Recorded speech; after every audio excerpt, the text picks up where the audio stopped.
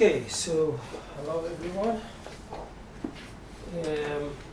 Okay, so let us start with a few announcements. First of all, today there is no, Tomer is not able to teach today. Tomorrow there will be a class given by Akshay, but this will be given on Yuda's spot, and this will be a kind of practice of some general exercises from all the semester, kind of beginning of a preparation, let's put it this way, for the exam. And then next week there is no lesson. I mentioned this already because I already provided a lesson. I'll not be here, and that's the bottom line. But Yuda will give one exercise next week, and that will be, he will solve some exam. So that will be next week. With respect to the exam, you have 3 questions out of 4. You have 3.5 hours. And yeah, I wish you good luck. There is a formula sheet. There was some misunderstanding. Some people prepared the formula sheet that was not needed. But there were 2 formula sheets, and we took the one that arrived in time. So this was given by some guy called Noam Chaim, or Chaim Noam, and not by Ofik, because Ofik was late. So can you change this? No. I wish I could. The university made a very strict rule that faculty must hand in exams by a given date, otherwise they will not accept the exam. I don't know what it means. Until Thursday evening. No, yeah, but I didn't do it. It's until, I thought that it was until today. But anyway, this is the reason I asked you to submit it till Monday, and you didn't, and then I submitted it yesterday. So check Noam Chaim's formula sheet. I think it's very similar to last year, so I think it's fine. It's not a problem. We did not check this sheet. We never check sheets. It's not really needed, in my opinion, because we give formulas for special formulas are given in the exam if they are needed to solve the exam. But anyway, get this formula sheet and practice based on it if you want to. Anything else? Questions? The exam is there's in English, and there is some translation into Hebrew, and that's it. Okay, so let us march towards our end of this course.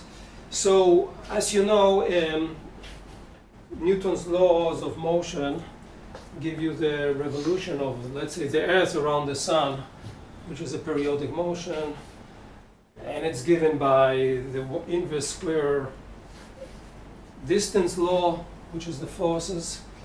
And this gravitational force is, of course, very similar to Coulomb's law. Both of them are attractions. Okay, you have 2 masses, you have 2 charges.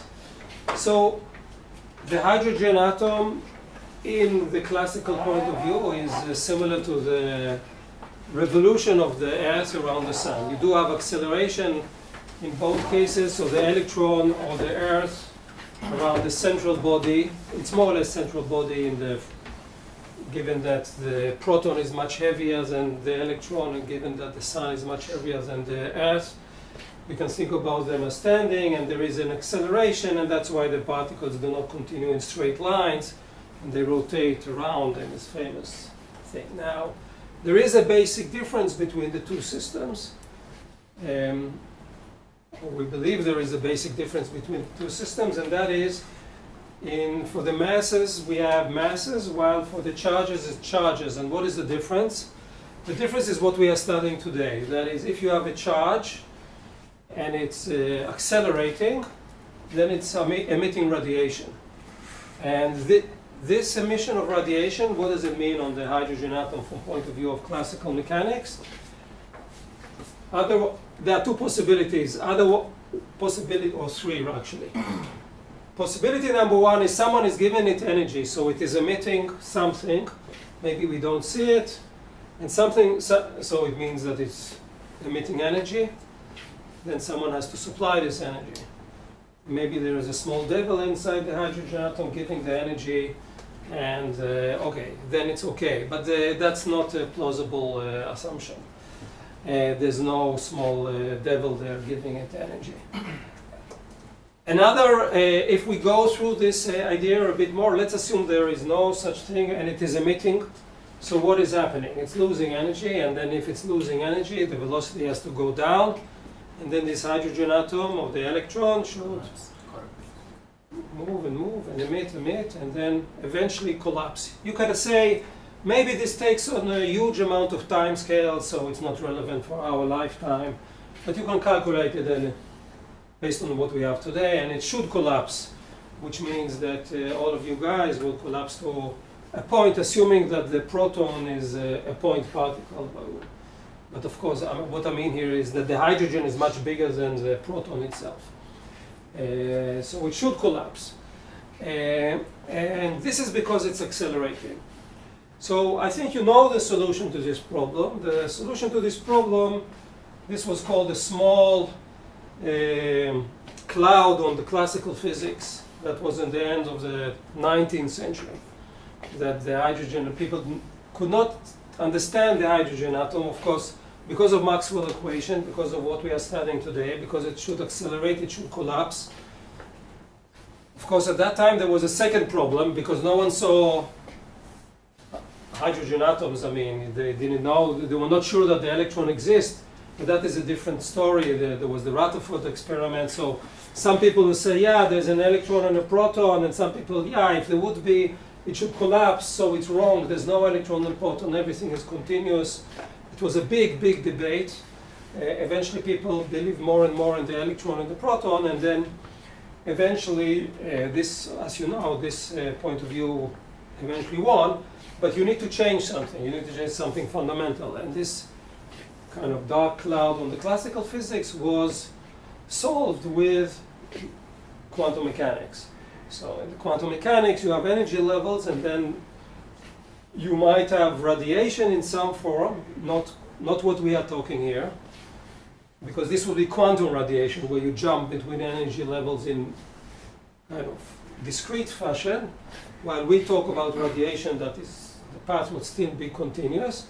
But if you have energy levels and you have the minimal Bohr radius of the atom, so okay, it will emit some energy, and it will collapse to its lowest energy, and it will live happily ever after. And that's the ground state of the hydrogen atom that you studied. So there was Bohr, he solved this. Then later there was Schrödinger, more precise formulation, etc., which you know until today. So this will be the end of the course. So my goal here is to explain how come acceleration gives you radiation. This is the general topic. And we do it at the beginning with dipoles, and later we will do it in generality, and that will be the end of the course. And then we'll say, okay, this is a nice equation, go to a different course to really see how this radiation is not forever. It's until you reach the quantum limit, at least for the hydrogen.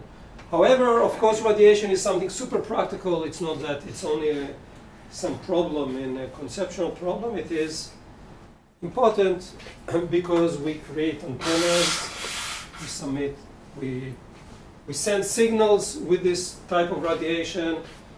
But antennas are very different than the hydrogen atom in the sense that we have to supply some energy for some oscillating field. We supply this energy. There is a small devil, it's us, your batteries if you want.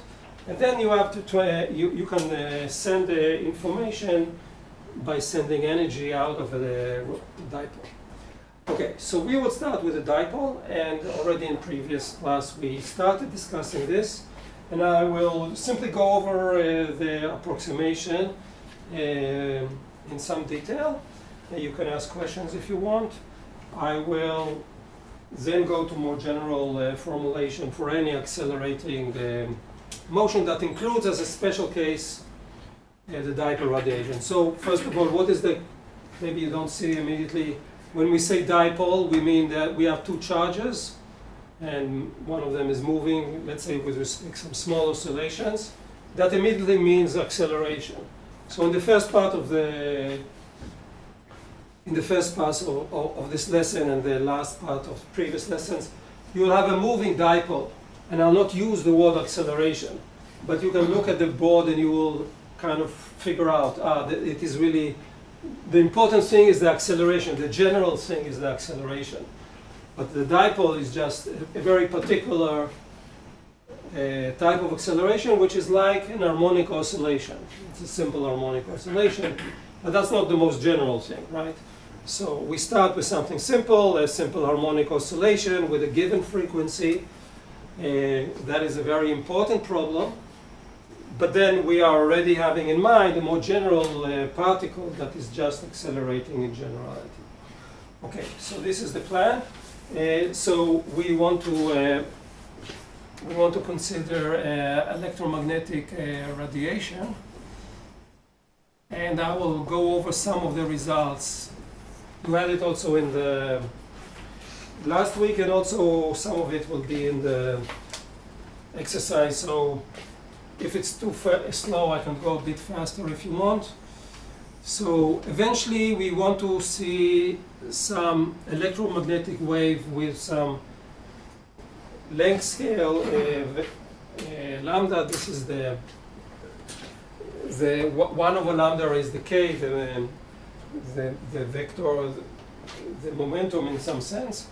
This lambda is the property of the emitted wave eventually. How do we get this is actually the question. So the question is, how do we get these waves? We know that the waves are solution, the free waves, EI kx minus omega t.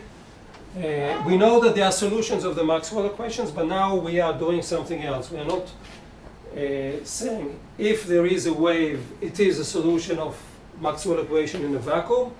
We are creating these waves by a source, and that's the big difference, because we are explaining how to generate the waves, not that the vacuum itself can hold this type of wave. This is an electric magnetic field. That's a function of space, for example. Okay, so we have one length scale, and then there is another length scale. So we have here some q of t, and here minus q of t. This is the origin in the middle, and this is the size of the dipole. So this q of t was this toy model that Griffiths gives. I'll soon write it down. It's oscillating, and the charge up here is going down here, and it's going up here. So you can see this as some generalization of the oscillator. But in practice, if you really want an oscillator, you can also have one. So this is plus q, and this is minus q. So this is a model where here we are changing the charges, and they jump somehow very quickly. Here the charges are fixed, but this thing is just oscillating. And then these are called dipoles, and you know this already, that these are called dipoles. The difference between the old dipoles and these new dipoles is these are time-dependent dipoles. So they are not fixed in space and time, they are moving. So there is a maximal displacement, this is this d, which gives you the size of the dipole. And then you can have other types of dipoles. For example, a magnetic dipole.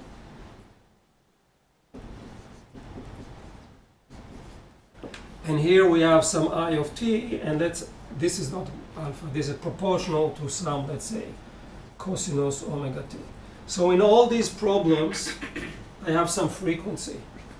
Either q of t is changing like cosinus omega t, or this thing is changing, or the current is changing. And then you have both electric dipoles, you have magnetic dipoles, and all of them are going to emit radiation. You can use either of them to send radiation.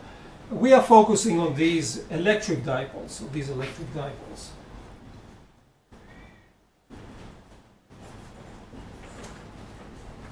We are not considering the magnetic dipoles. The derivation is similar, and the bottom line at the end of the day is that these magnetic dipoles can emit the same, more or less the same way as the electric dipoles. However, the effect is weaker. It's weaker. And yeah, if you are interested, you can go read about them. So we are focused on some, but the principles are similar.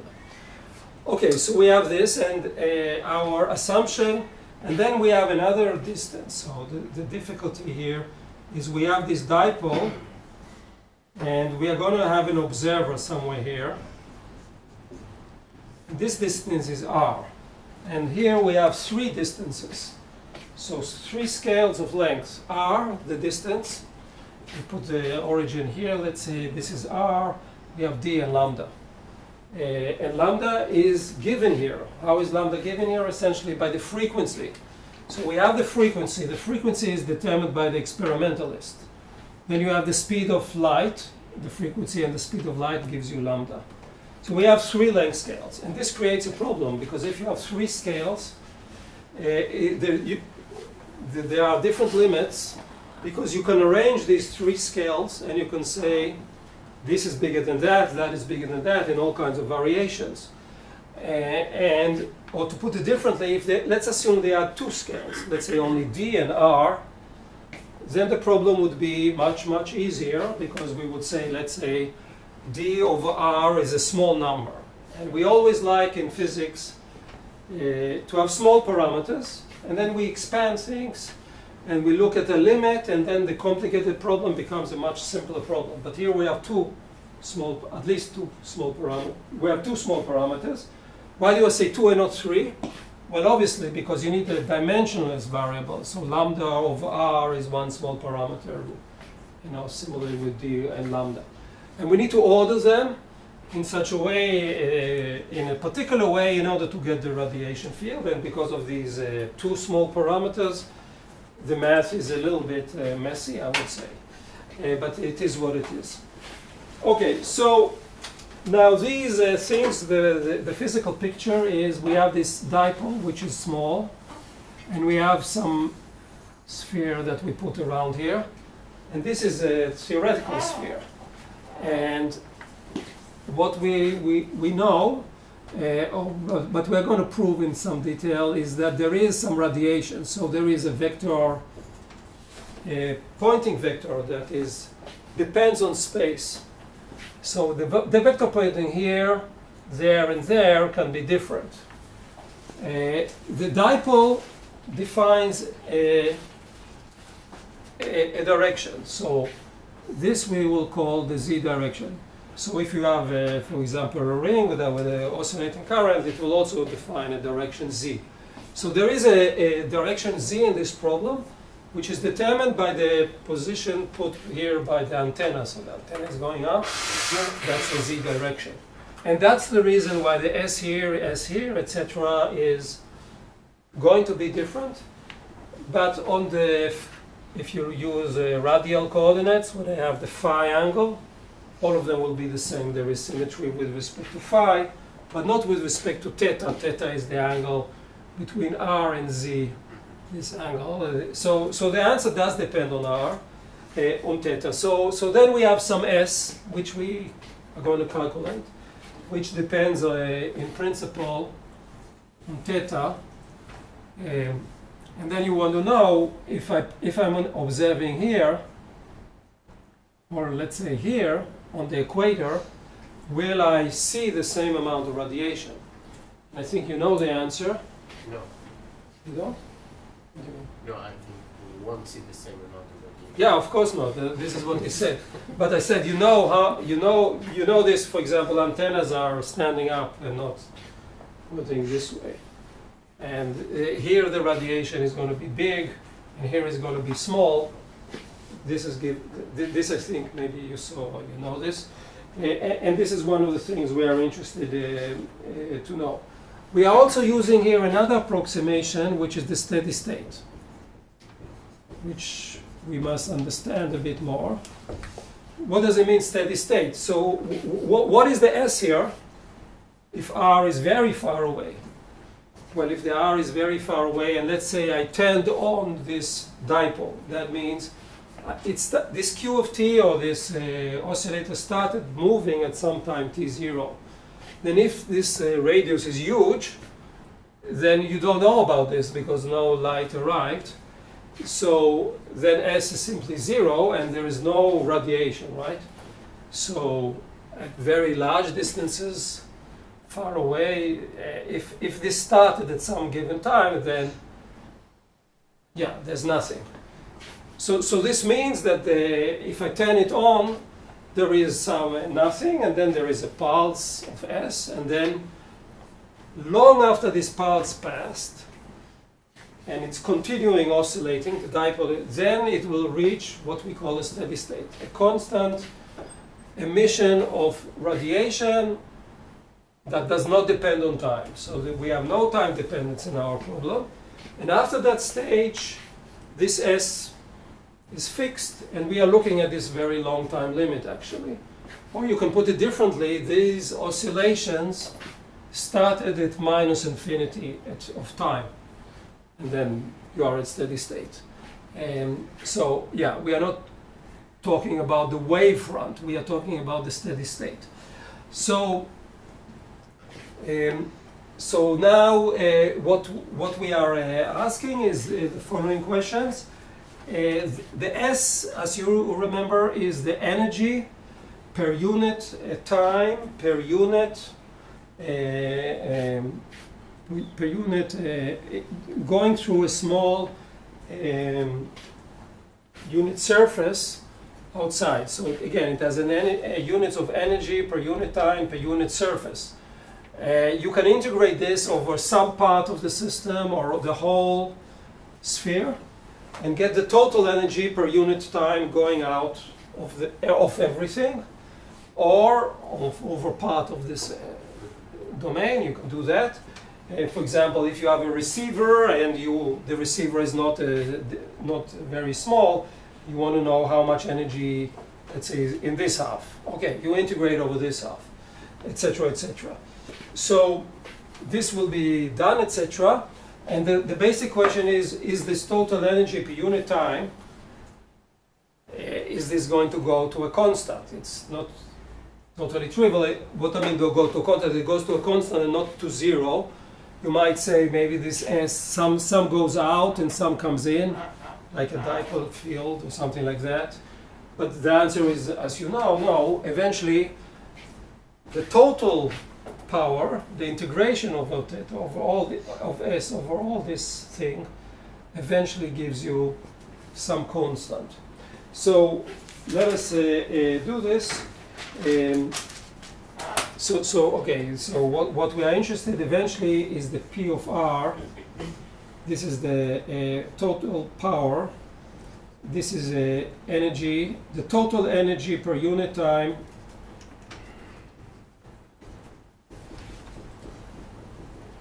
emitted by this dipole, and this is given by it's given by 1 over mu 0 E cross B dA over the surface, over the sphere. So by integration over the surface, and what is this? This is the vector pointing. This is essentially S. Now, as I mentioned in the previous class, what is interesting here is the following. This A is R d cosine theta d phi. D cosine theta is the usual spherical coordinate theta and phi, and R is this fixed distance. It's where I put my sphere. So here we have in R squared. So in order for this integral to be finite, now R is fixed. I'm integrating over theta and phi over the sphere. So if this is R squared and you want this to be independent of R, so no matter where you put the sphere, you put the sphere here, you put it farther away, it doesn't matter. You need that these E's eventually will go like 1 over R, and also B will go like 1 over R. And this is a strange thing, or at least I think it's a strange thing, because we have no charges. So with a charge, it changes if you think about it from point of view of statics. So if you have a charged particle, this will go like 1 over R squared. Here we have dipoles, there's no total charge, and still it goes like 1 over R. So it's a very slow decay, should be, and it will be. And the question is, how do you get this thing? And you get it with these dipole approximations, and then you get this limit in the limit when R is big.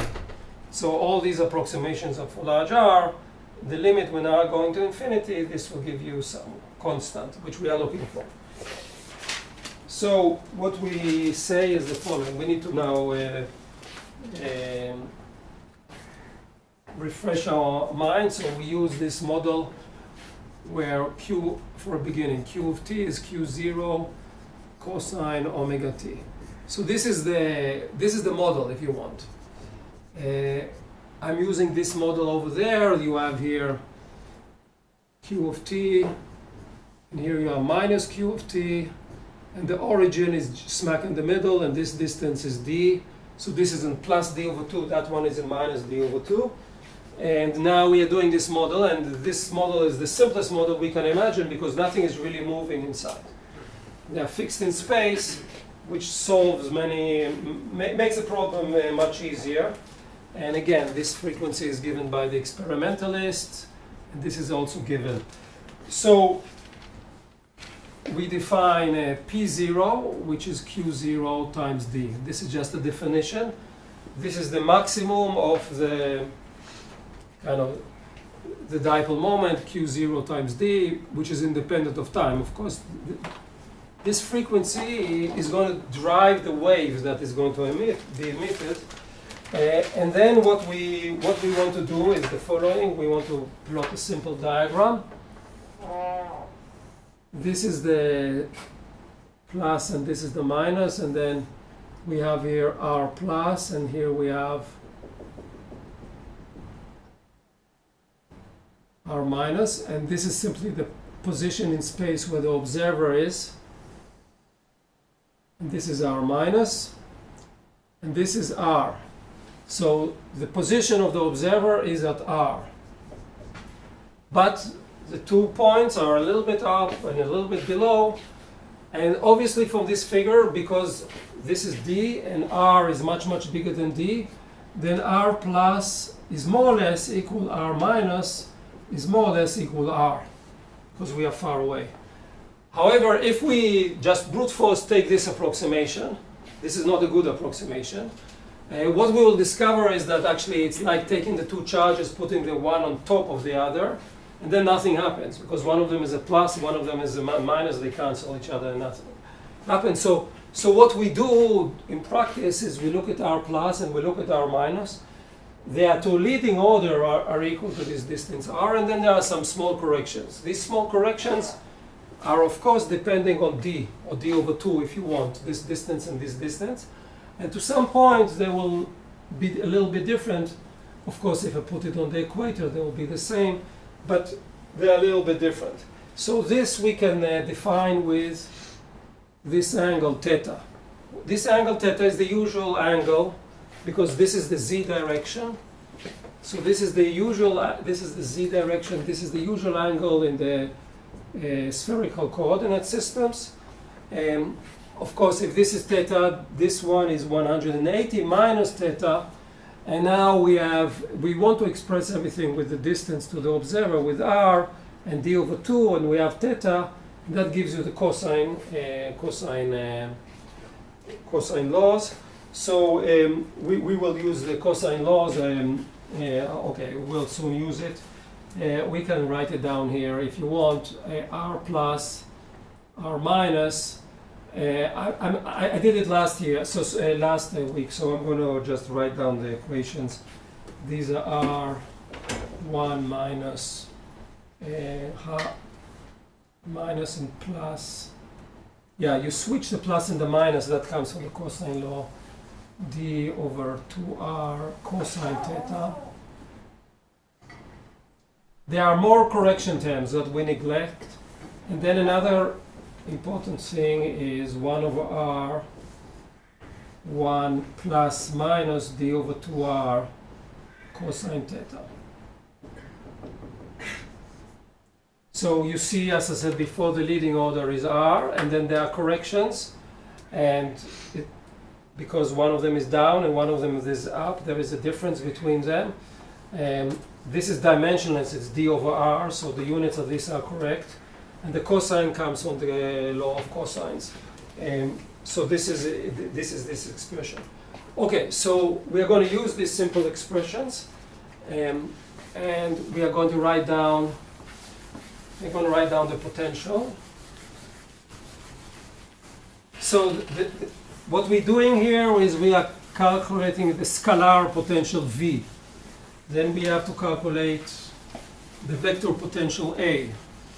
And then we'll have both the electric field and the magnetic field. And after we do that, we get S. And after we do that, we get the integration, we get the power, P. That's the program. So let us just write the general equation V, R, and T. It's a time-dependent potential in the Lorentz-Gauge, 4 pi epsilon 0, 1 over rho r prime, Tm, which depends on r prime, r minus r prime, d tau.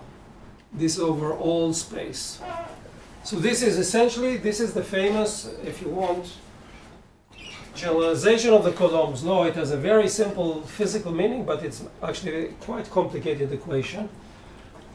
Because you see, here I have the density, delta tau, that is the charge, divided by r minus r prime.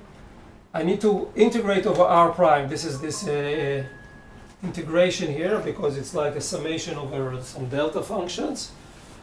So this looks exactly like what you would expect from Coulomb's law, but what is the difference, of course, is this Tm. And Tm is the retarded time with R in Griffith's book, and I use Tm. So this Tm depends both on R and R prime, and that's why things, the usual intuition totally breaks down. But at least the basic equation has a very simple, elegant meaning.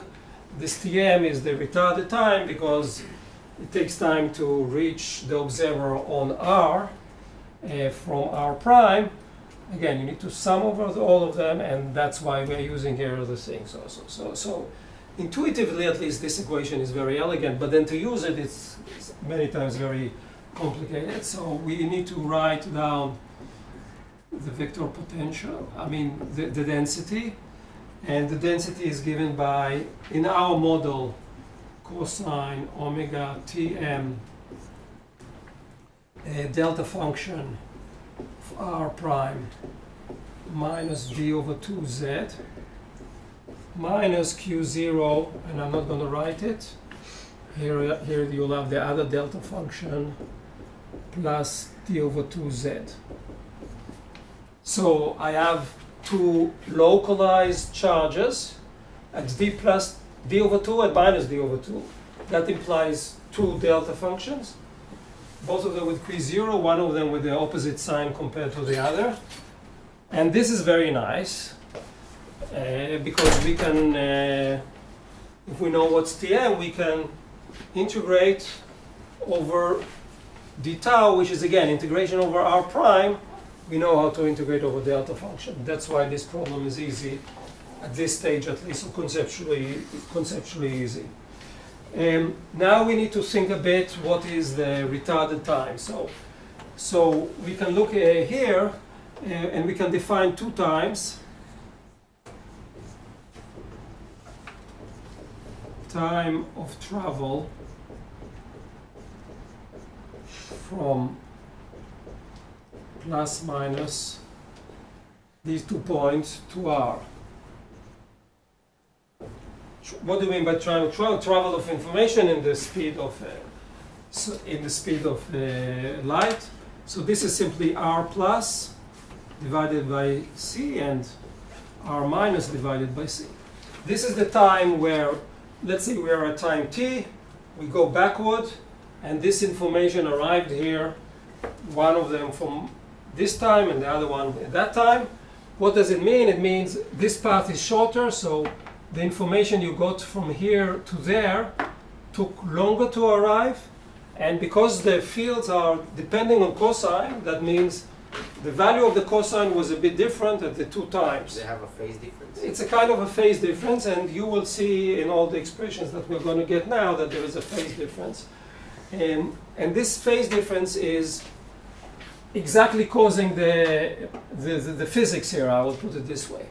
So we have these two time scales, and this gives you, after integration, we get VR and T is equal to this 4 pi epsilon 0 Q0 cosine omega T minus R plus, this is the absolute value if you want to write it like this, C over R plus minus Q0 cosine omega T minus R minus over C divided by R minus. And again, the simplicity is because of these delta functions that you just need to replace. You see by definition when I have this delta function, this will give you R plus and R minus, by definition given by this minus and plus D over 2. And what is written here is very simple. I mean, the potential in this problem is simply the Coulomb potential where the charges are changing in time, but not in the relevant time is the retarded time here and the retarded time here. But you see it's exactly the Coulomb field from high school because you are localized in space and these simple problems. Now comes the big mess because now we need to expand. Up till here there is no small parameter. We need to expand, and the expansion happens in two spots, here and here, and then repeatedly here and here. So this is a bit of kind of messy algebra, and we can use these formulas to find the leading order approximation. So what is this guy to leading order? This is R. What is this guy to leading order? This is R. But this is also R, and this is also R, and the minus will give you 0. So this is what I said before, that the leading order is boring.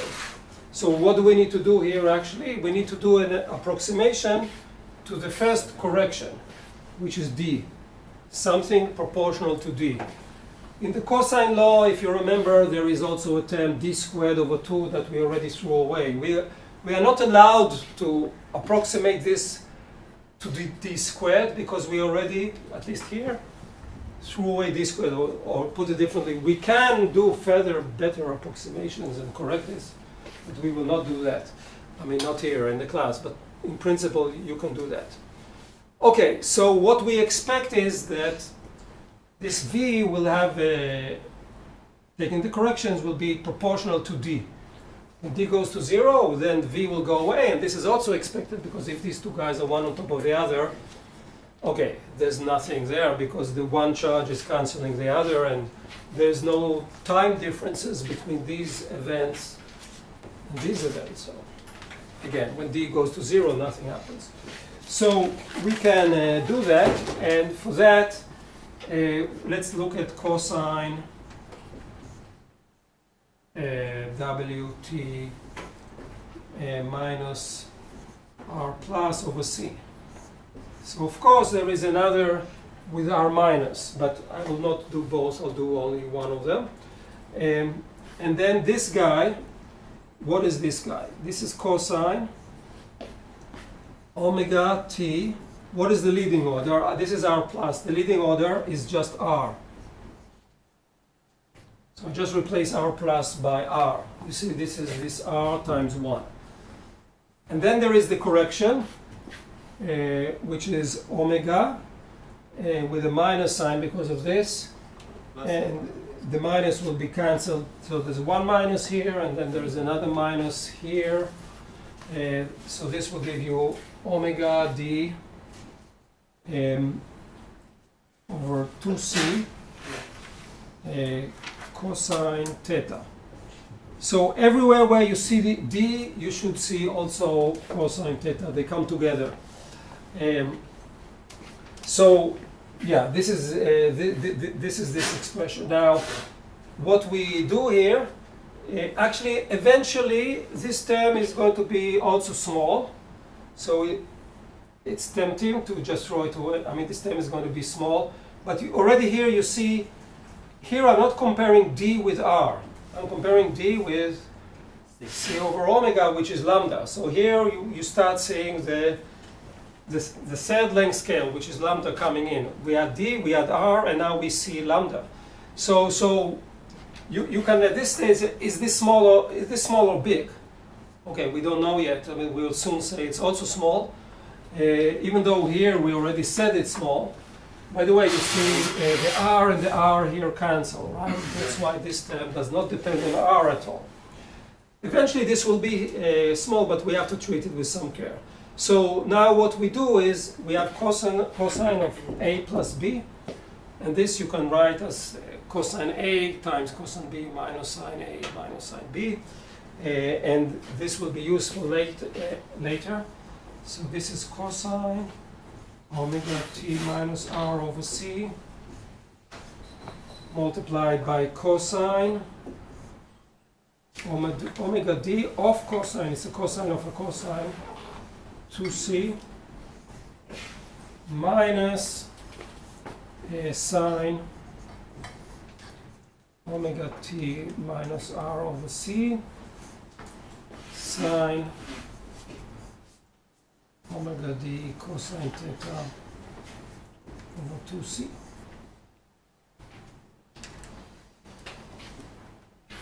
Okay, so now we are going to, I use a simple formula from high school.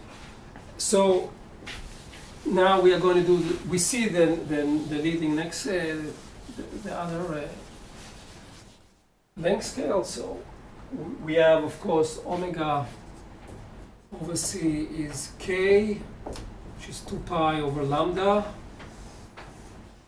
Again, the wavelength of this eventual radiation. Here we don't see yet the radiation, but it's going to be the radiation. This is this wavelength. And we have here, you see this is omega over c here.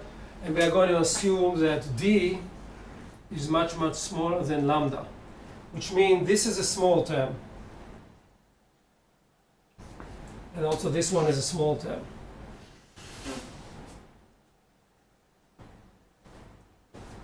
Now, if this is small, then we need to consider what is the cosine of something small and what is the sine of something small. So we are using here the cosine, let's say, of some small alpha. That's 1 minus alpha squared over 2 when alpha goes to 0. And sine alpha is alpha. So to leading order, what happens eventually, this we take as 1.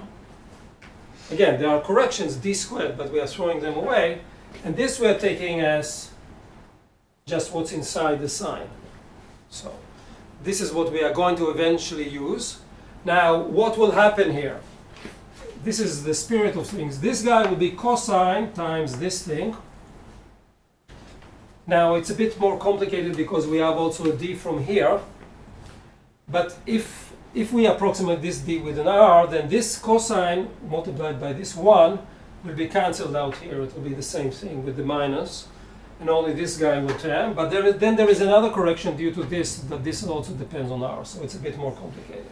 So both this term and that term eventually are important in the following way. So let us look at this. So I'm going to use that soon. Let us look at half of the potential. This is, I'm looking at this part. Later I'll subtract. It's easy to subtract because what is the difference between this term and that term? It's only every plus d you take to minus d, because this comes from the upper charge and the other one comes from the minus, so you just need to replace plus with a minus. So then it will be easy to subtract. Every term with a minus d will turn with this minus to a plus d, and just you need to multiply. But it's important to subtract, of course, because this will cancel leading terms. So let us look at this 4 pi epsilon 0 q0 cosine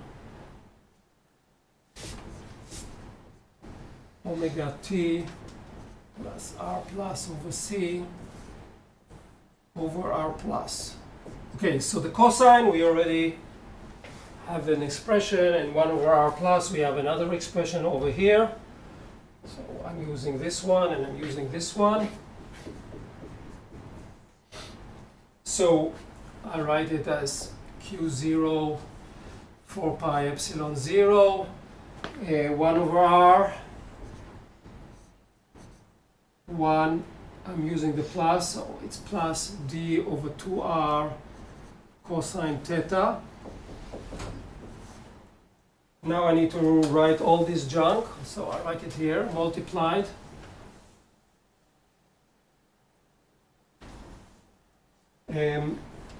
But I'm using this approximation already, so this cosine is 1, and this is the leading term, so this is cosine omega t minus r over c, minus sine omega t minus r over c, multiplied by wd over 2c cosine theta.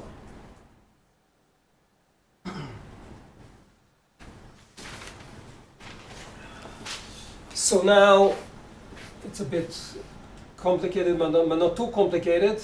So if I multiplied 1 by this cosine, when I subtract here these two terms, this will go away. And then I have a term d cosine theta multiplied by this guy. This I need to leave. And then I have another term d sine multiplied by the 1. I don't take d times d, that's d squared, and I throw that one away. That's a small correction. So if I do this all together, then I get, at this stage, v, r, and t. This is equal to p0. p0 is q0 multiplied by d, we defined it, 4 pi epsilon 0. Then I have the cosine theta. This is expected everywhere where I have a d, it comes with a cosine theta, d cosine theta, so p0 has d, then you have to have here cosine theta, 1 over r.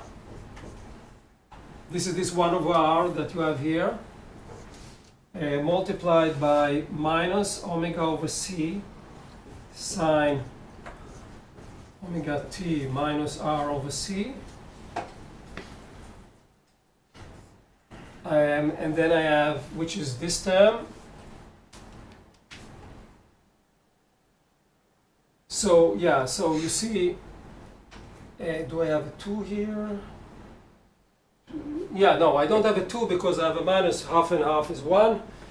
And yeah, so this is fine, and the c and the d went outside to this p0. And then I have here plus 1 over r, cosine omega t minus rc. But when I think about it, which guy is the bigger one and which guy is the smaller one? Most of the time, at least, this guy is the winner. Is the small or the big? The big is the small. This is the big one. That's why he's happy. Why the big? Because r is big, so 1 over r is very small. Okay. Right? This is 1 over lambda. Yeah. Wait, but here, yeah. So eventually, and this is the final answer for the V, this is equal, this is called dipole, oscillating dipole. For the potential only, this is given just by this term, it's P0, 4 pi epsilon 0, 1 over r, cosine theta. Okay, we have a minus sign here, W over C sine omega t minus R over C.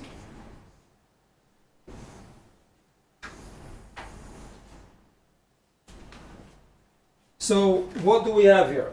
And is this good for us or not good for us?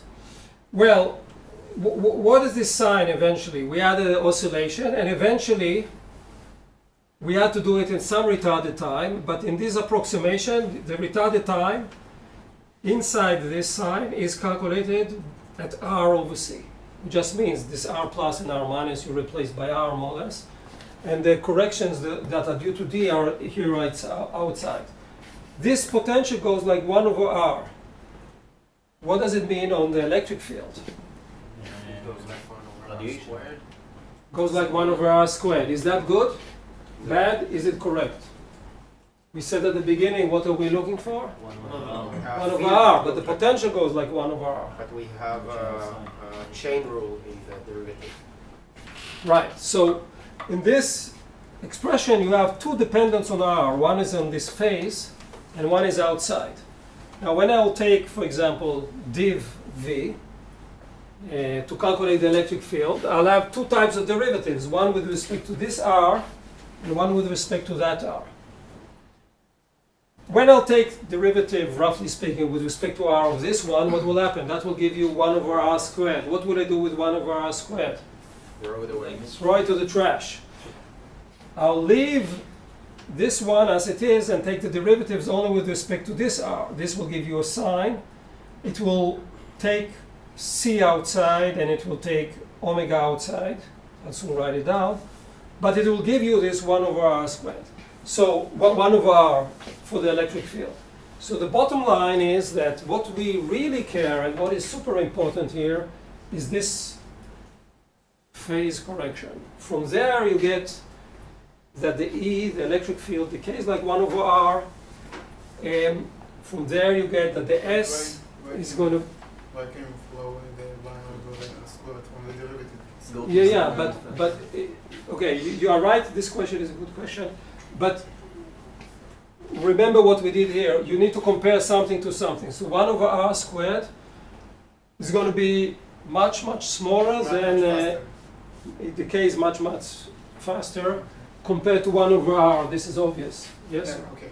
But this is not good enough, in fact. So that was your question, because it should be compared also to some lambda. So when you do this, you'll see that the small parameter that we already use is going to be smaller. But intuitively, yeah, it's 1 over R squared compared to R. And R is the biggest parameter. R we send immediately to infinity. So, okay, this is going to do the, and you see again, this is the retarded time that is doing all the tricks. And yeah, so we will soon find the electric field. Yeah, you have a question? Yeah, I want to understand. I understand the approximation of D is much smaller than R, but I'm not sure I understand why are we allowed to take the approximation of lambda much of D much lambda much smaller than D. So the answer is very simple. How is lambda determined? Okay. It is determined by this small devil called the experimentalist or the engineer that is oscillating your dipole. He's doing it at some frequency. Okay. And this frequency is determined from the outside. Okay, so I can choose a frequency. You can choose a frequency such that this approximation holds, and in this case, wonderful things happen. So in this reality, simple derivation becomes really simple, in that this is valid. Now you say, wait, I don't want to do that. I can do some different thing. So, for example, let us look at this formula, which was the one stage before. So, let us take this formula and take frequency to 0. Now lambda is smaller than D. Yes? Yeah, so this is the opposite limit. So let us take just omega to 0. It's also a sanity check that things we didn't make a total screw up. So if I take this W to 0, now, well, I have to go back and check if this is consistent, but let's do it anyway. So what is this sign? Sine omega of 0 is 0. Omega is 0. This is 0. What is this? Cosine of 0. That's 1. So what you get here is V, R. It actually does not depend on time anymore, because why? Because the frequency is 0, so there's no oscillation. And then you have here P0 4 pi epsilon 0 r squared cosine theta. Did I miss something? No, that's it. That's it. But what is that? That is a regular. It's a usual dipole that is not oscillating. Yeah. Okay. So this is just a static dipole.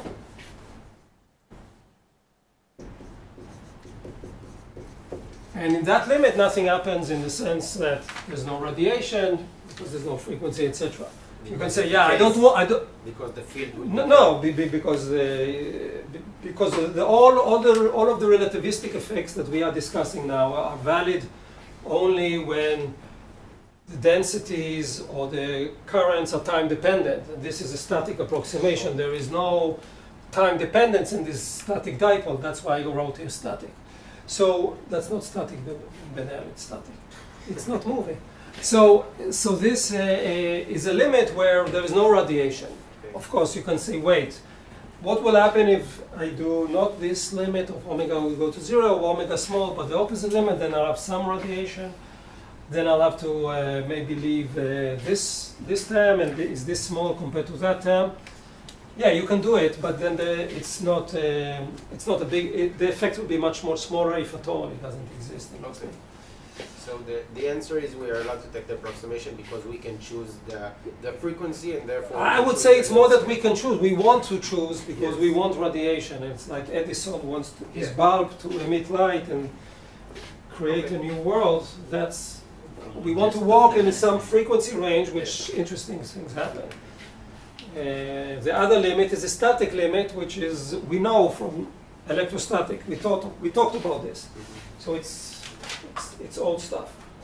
Okay, so unfortunately or not, now we are not done because this V is not solving the problem, because to calculate the fields we need both V and the vector potential A. But vector potential is actually, in this case at least, relatively easy to calculate. Or I'll do it a bit even sloppier than what I did now. This was sloppy, and then we can do it even worse. I mean, we have A, R, and T. That's the exact formula, is mu 0, 4 pi integral over the volume over all space J R, the retarded time that depends on R and where your observer is, R minus R prime d tau. And again, this is like in the static electrodynamics, static electrostatics. I mean, it's the same thing like in Bio-Savart, but of course the difficulty is in this Tm. It's again this 1 over R law that you have. And of course, okay, what is this Tm? In general, this is T minus R prime over C. So we have some kind of blubbery. This is, let's call this R. This is R. This is where the observer is. And then you have this vector R minus R prime distance. And you move R prime inside the material in general. And let's say here there's nothing. And you integrate, this is this integration, and then each J gives you this, and each one of them has a different retarded time. And so we add up all these contributions, and this integral is in general a big mess. But what we already see now, and I'm not doing it totally rigorous, what is in the dipole approximation that I just now used? This object is, in our case, is simply this scale D. The plus and minus Q that are oscillating with cosine omega t.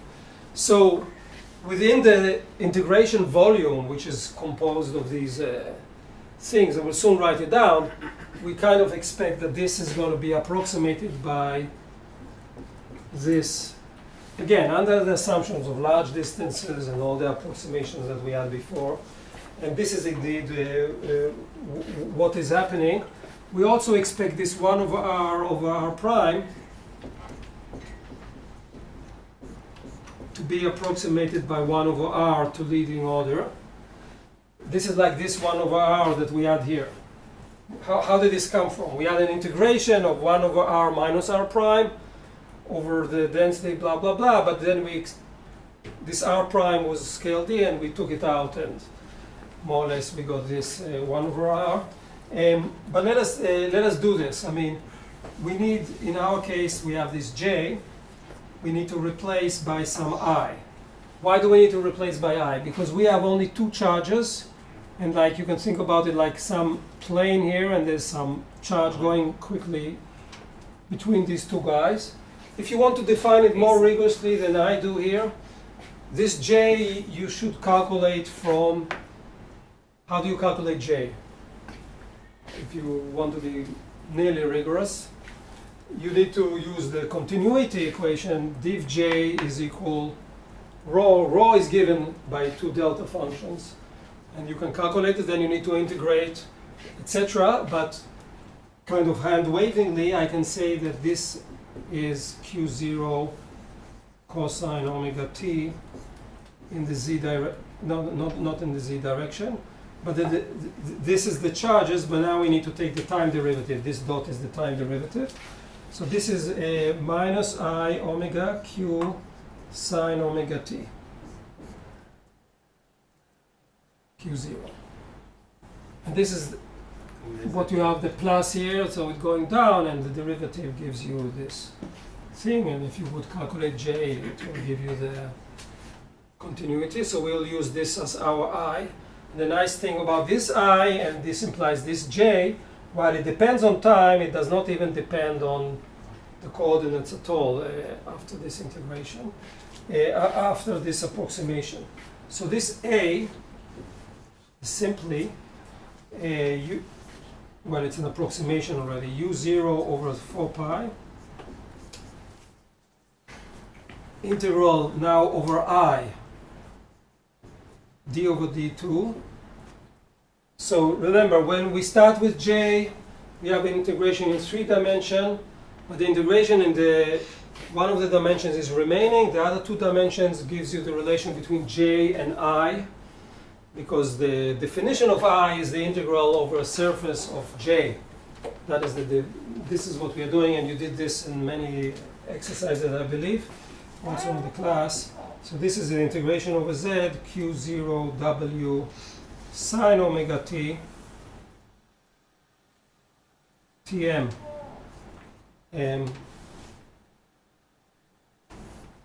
divided by r. So what I'm doing here, I'm taking the leading order, because the whole of the integration domain is over d, and r is much, much bigger than me. So every r here is much smaller, is equal or smaller to d. So I take that away, and here I have this r here. And this one is independent of our tag when we take tm as t minus r over c, right? I mean, this is the meaning of this. So this is approximately, okay, so let us write it down. This is a in this dipole approximation,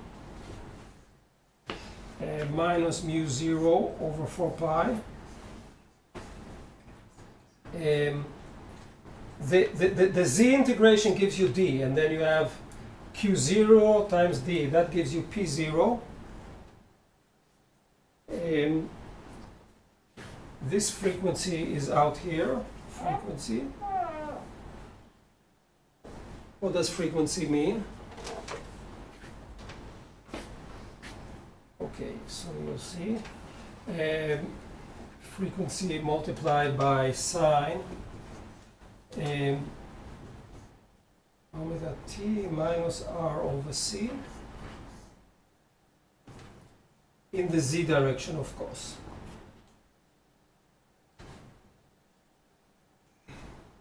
Yeah, this is the equation.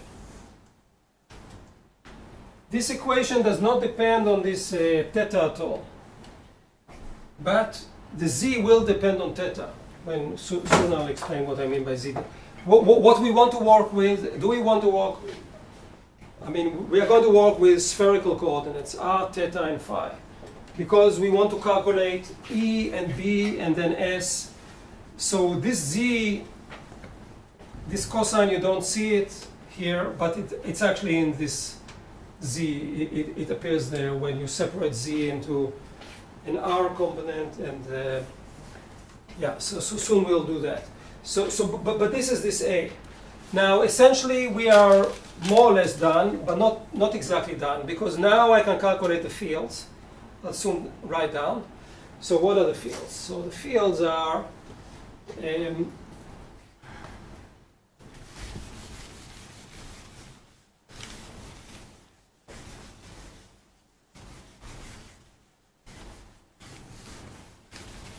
now I calculate the fields. So as usual, E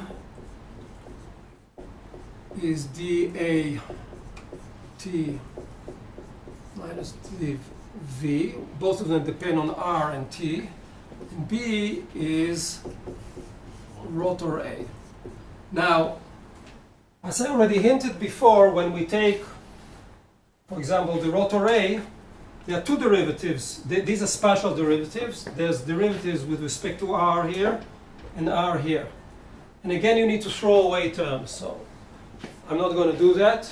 Eventually, more or less, the bottom line is you don't care about derivatives of this R, but you do care about the derivatives which are here, because we are looking for very large distances, and any derivative here will give you 1 over R squared.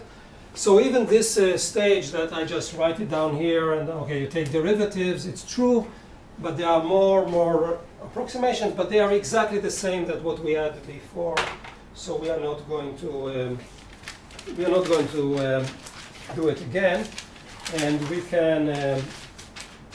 Okay, so let us look, for example, at dA dt. dA, where is A? This is this A.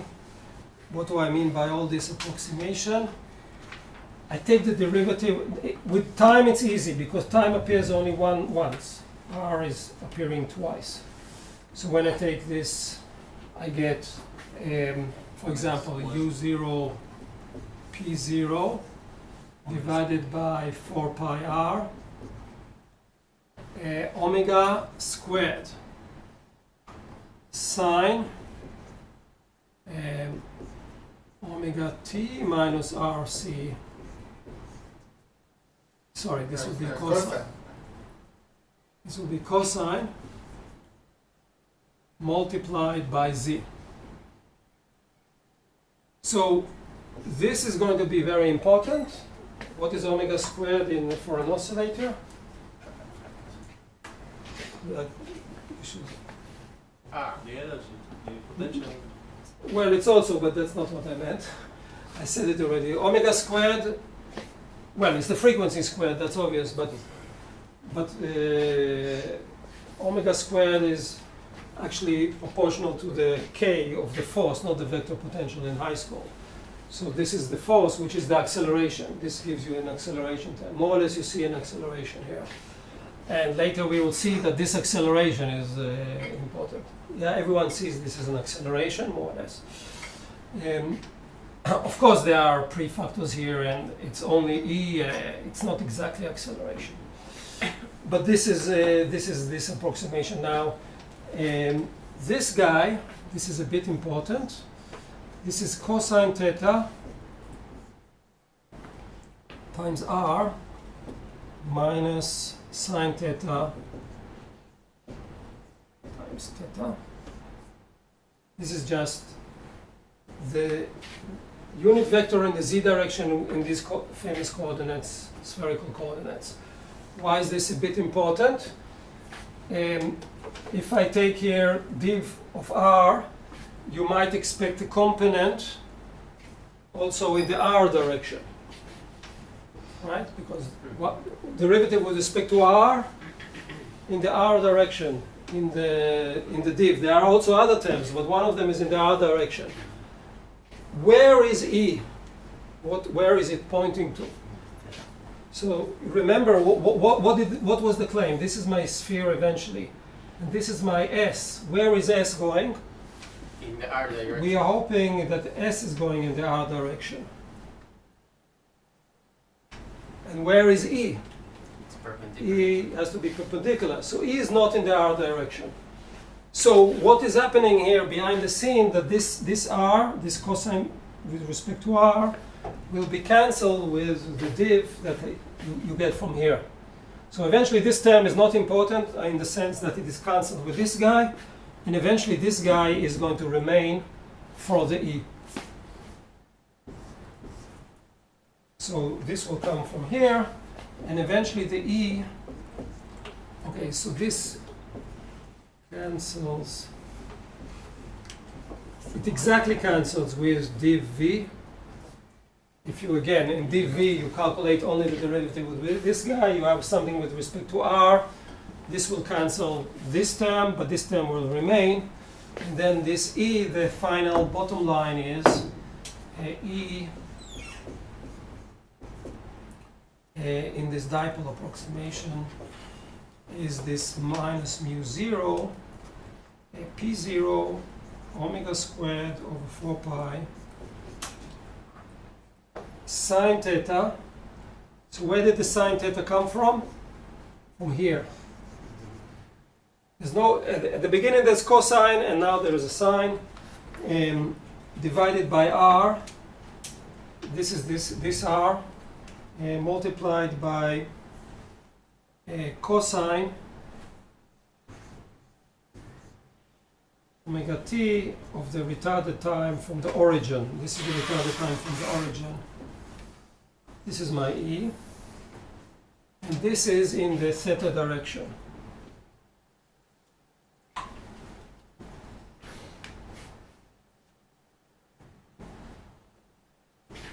So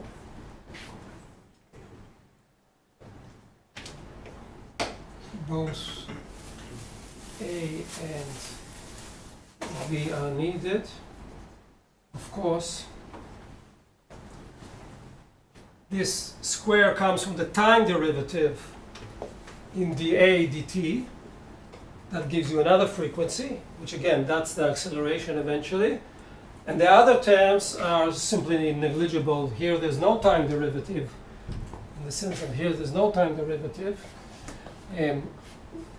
But anyway, things are cancelled out with this A. Both of them are important.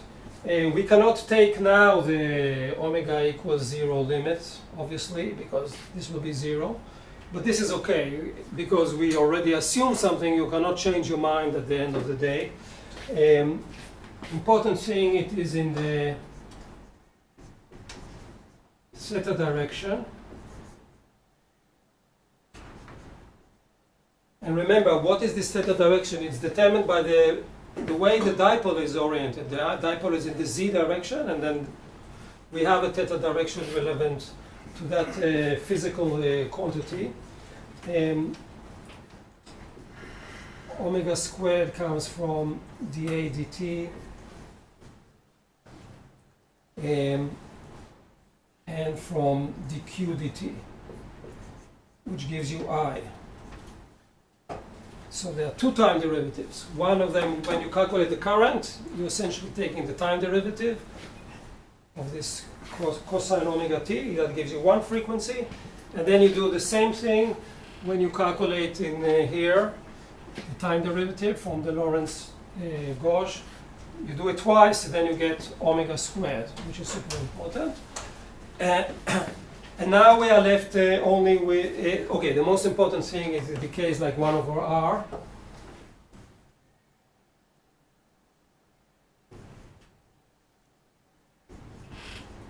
But notice one thing. You say it decays like 1 over R, and you have here a field, but average over time, this is 0. So even though it decays in space very slowly, the average over time, because this is a periodic function of time, if you average it over some time, this is 0. So there's no constant fields going like 1 over R. The average over time will give you 0. which is a good thing, because if it will not be giving you 0, then you would be polarized, right? I mean, you will have a constant field from some antenna that is oscillating. First of all, it doesn't make so much sense. So when I said it decays like 1 over r, it's true, but on average it's just 0, the electric field. But what is going to happen here? This is a cosine term, 1 over r. Its average is 0, but what are we interested in? This is a subtle E point. squared. Not E squared, cross B. E cross B. And then E cross B is already kind of a nonlinear property, in the sense that you're going to multiply these two things. They will have another cosine omega t, and then that will not be 0. And when you average over time, that's the subtle point. So if you want, what we want to see now is that the pointing vector is in some sense nonlinear. That is, B and E are related. E cross B, it's like the square. It's taking the squares, and then when you average over time, that's already not 0. So the field's average over time is 0, but the energy flux is not 0, which is very nice. So now what we need to do is we have to calculate B. If we calculate B, that's easy. That's with this rotor. We have the A. And again, there's some approximations like we did before. So we can write down the B. The B is given by this nice expression, minus U0, P0, omega squared, which already is not so surprising, 4 pi C sine theta r cosine omega t minus RC. And this is in the phi direction. Is it expected that it is in the phi direction? Yes. Yeah, because we know the answer, but why? Because we need it to be perpendicular both to S and to E. Exactly. So if R is one direction, going out in this way, and theta is in this direction, then magnetic field has to be perpendicular to both. If gods are with us, and we know that they are, otherwise I will not be talking about this. And this is exactly what happens, and this is this phi. Here we have the retarded time, the same 1 over r that we had before. 1 over r makes me happy because of the integration. This is what I said at the beginning of the class, that B goes like 1 over r. And you see the retarded time, r over c. That's the retarded time. But relevant to the origin, not with respect to the two charges, because we are doing some approximations. We have here this sign, which also appears in this expression here. And essentially now we are more or less done. We also see, of course, at least here we see that if C goes to infinity, just brute force, this is 0. And if this is 0, then also the S is 0. And then if S is 0, there's no radiation, because then the power is going to be 0. If S is 0 everywhere, then okay. So this 1 over C also kills everything. If C would be infinity, there will be no effect. So it's not infinity, thank goodness. And then there is some interesting physics going on. So now we can write down the S. We want to write it as a vector, 1 over U0 E cross B. And this is relatively easy. This is U0 over C. You see I have U0 and U0, and I divide by U0. That's why I get a U0. And here I have C. And here I do not have C, so I took it outside. And then I get the following, P0 omega squared sine theta over R. It's the same expressions eventually, over 4 pi cosine omega t minus r over c. But all this to the power 2 and to the r direction.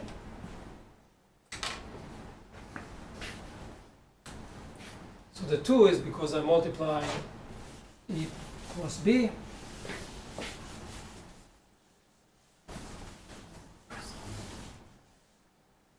So S, for example, is proportional to omega to the 4, which is actually acceleration to the power 2. It is proportional to sine theta squared. And that means the following. It's like this graph. So if I have this sphere, here is my dipole. So this is theta equal 0 on top here. So this is the dipole direction, the z direction. So S is going out here, and nothing is coming out up here.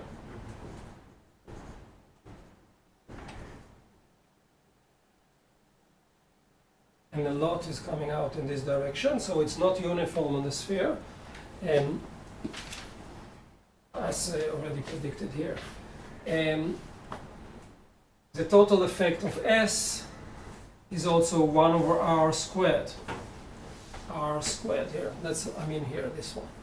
Which is again what we started with, which was this dA is also proportional to r squared, so I can cancel things out. So now, okay, so now, also this term is important, but it is a very, if you have a measurement and you average over some time, let's say you want to calculate the average energy, but you average over some frequency domain, what people will usually do, and this is a good approximation, we will average this over time. But again, the good news is this square, so cosine of some oscillating function, and when I integrate it over time, what do I get? Half. Yeah, I get a half, because now we integrate over time, over a small period, over some period, or so. If you want to think about it, you can think about it like this.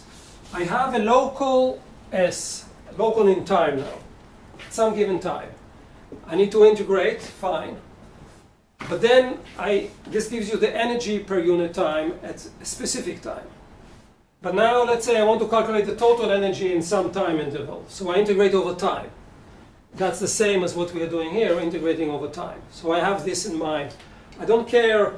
Yeah, there are some special times where this goes to 0, it oscillates very quickly, but eventually I'm going to calculate the energy coming out in some time interval, which is much bigger than the frequency. But if you want, you can leave it. It's not something fundamental, but if you think about the total energy in some interval, not in a delta t interval, then it's fine to average this. So this is what we do. We redefine S as an average S over this interval. Or another way to say it, I'm sitting here and I'm calculating the energy per unit time. My measurement device is getting some input, but there's no measurement device that gets input. What was it getting actually? Flux of photons or something like that. It doesn't get it at a given time. It integrates over some time because that's a measurement device, and in this time there's a lot of oscillations. And that's the total energy, and there's a limitation in my measurement device. I cannot do it in an epsilon amount of time. So what we have some oscillating function of time. So this is cosine squared of omega t minus rc. It's a function of time, and then when I integrate it and divide, this will give you half. This is easy to prove. I'm not proving this. The time integral gives you half, and this is expected because it's between 0 and 1. Well, it's not obvious that it is exactly at half, but this is a simple integral to show. And then we do not define S, but we define this average S where I integrate it over this time. And this is how I get rid of the time. This is actually the reason why I want to do this. And this is given by this u0. And here I have p0 squared omega to the power 4 sine theta squared divided by 16 pi squared. Okay, multiplied by 2 because of the average, r squared. C also. Yeah, we see this C. Yeah. And this is kind of the equation that usually people say after the time averaging, so we take rid of this, which actually all the physics came from here. But okay, that's the cruel world. We will eventually delete the interesting part. And this is the final equation, of course. This is 32, of course. So this is this thing. Now, what is the total power? So again, we have this sphere like we have here. And you see this is 1 over r squared. We are super happy. Now we integrate over all space in order to get the total energy per unit time, not too small time, but some, because we time averaged. So the total power, in principle, a function of hour. So again, this is energy per unit time coming out of a sphere of size r. R is totally irrelevant because it's just where I put my observer, but eventually this will be independent of r. That's the whole beauty. And this is simply given by this average S time average S dA over the surface. I mean the surface of the sphere. I'm not integrating over r. So we have here this ball, I'm integrating over r. And this is given by, let's write it, u0 p0 to the power 2 omega to the power 4 32 and pi squared over c. And here I have integral, let's write it r squared, and then I have r squared. Remember, dA is an element surface, it's proportional to r squared. I have here two integrals over -1 to 1 and 0 to 2 pi. This is d cosine theta d phi. And here I have sine squared theta. Okay, the idea is that these cancel. This is the main message, that we can flow energy forever if we have a vacuum. So I assumed here a vacuum. There's no collisions, there's no absorption. It's a very nice atmosphere, which is a good approximation even in our air. But it's not true. I mean, when you radiate, there are losses in real life. But that's the good thing when you learn physics. You can always idealize and you don't care about real life, which is really nice, because I don't know if real life is so great. But anyway, d phi is 2 pi. And this integral, now we need to do a simple integral, cosine squared theta. Sine squared theta. The sine squared came from here. D cosine theta. Sine squared theta d cosine theta from -1 to 1. This is 1 minus cosine squared theta d cosine theta from -1 till 1.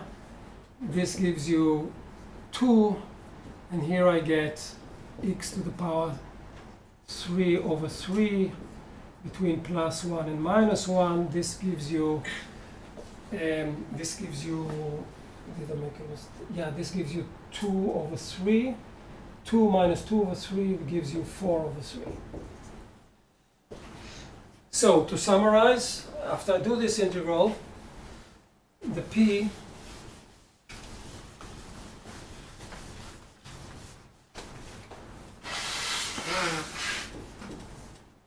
this is P for power, is u0 p p0 squared omega to the 4 pi squared. Here I have 30, what is 4 over, I think it's 12, 32, 3. You also have 2 pi from the phi. 448. Wait, did I make a mistake? Ah, yeah, we have here, I think I made a mistake. This is 2 pi squared. I have some mistake. 32 pi squared. Ah, yeah, we have this 2 pi. Yeah, this 2 pi, where is it? 2 pi, 2 pi. This integral gives you 2 pi. So if I do everything correctly, and I'm pretty sure this is correct, this 2 pi, there's a pi squared, but then there's a 2 pi, so one of them will cancel, and here I'll get 12. And this is the final result divided by c. So the bigger is the dipole, p0 is bigger and bigger, the bigger is the power you emit. It goes like frequency to the power 4, which is not trivial, but this is what we got. And of course, if c goes to infinity, there's nothing emitted. So c has to be finite. It is a relativistic effect. This omega to the power 4 is a very famous law in physics. Maybe you heard about this.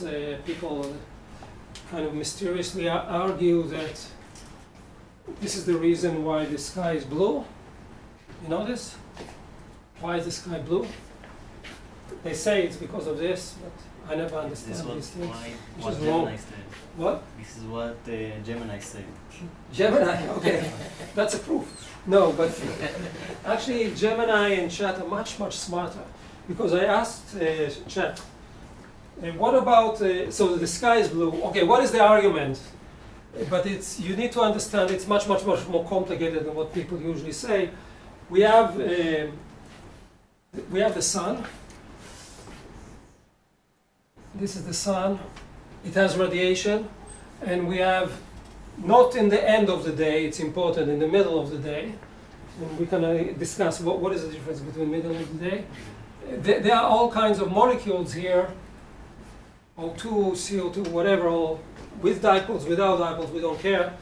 And all of them are oscillating, but at what frequencies? In all the frequencies. Why in all the frequencies? Because the sun coming out of the light contains a very broad spectrum, and again, if you look at the sun, it looks like a bit whitish. But it's not one frequency, right, coming out of the sun. But then, okay, it will, what is these different frequencies? There's frequency 1, frequency 2, frequency 3. All these frequencies will start causing different oscillating, dipoles oscillating, these are the molecules, at different frequencies, and then they will emit light, which is what we calculated. But, what is the but? Why do we see blue?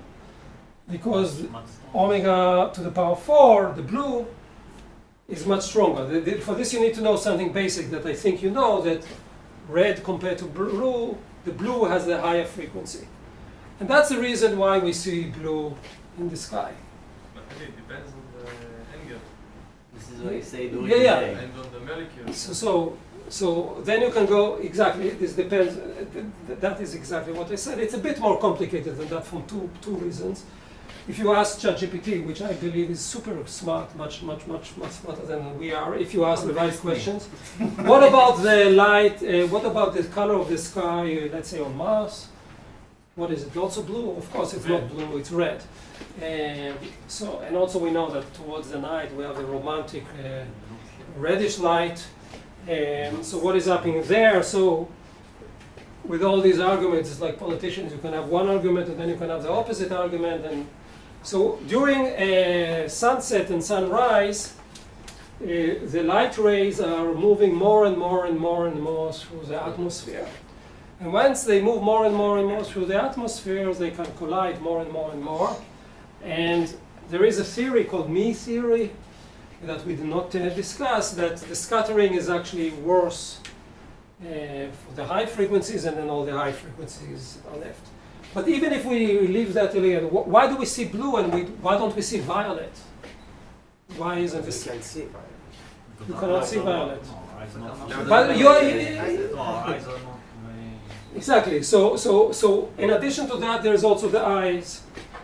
So what you are saying, it's not that we cannot see violet. I think I can see, unless you are, colorblind. You can see violet, but your eyes become less and less sensitive because they block ultraviolet. You know that it's going down.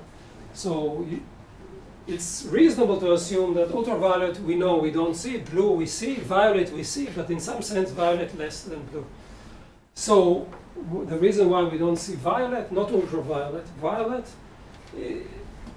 the intensity is higher.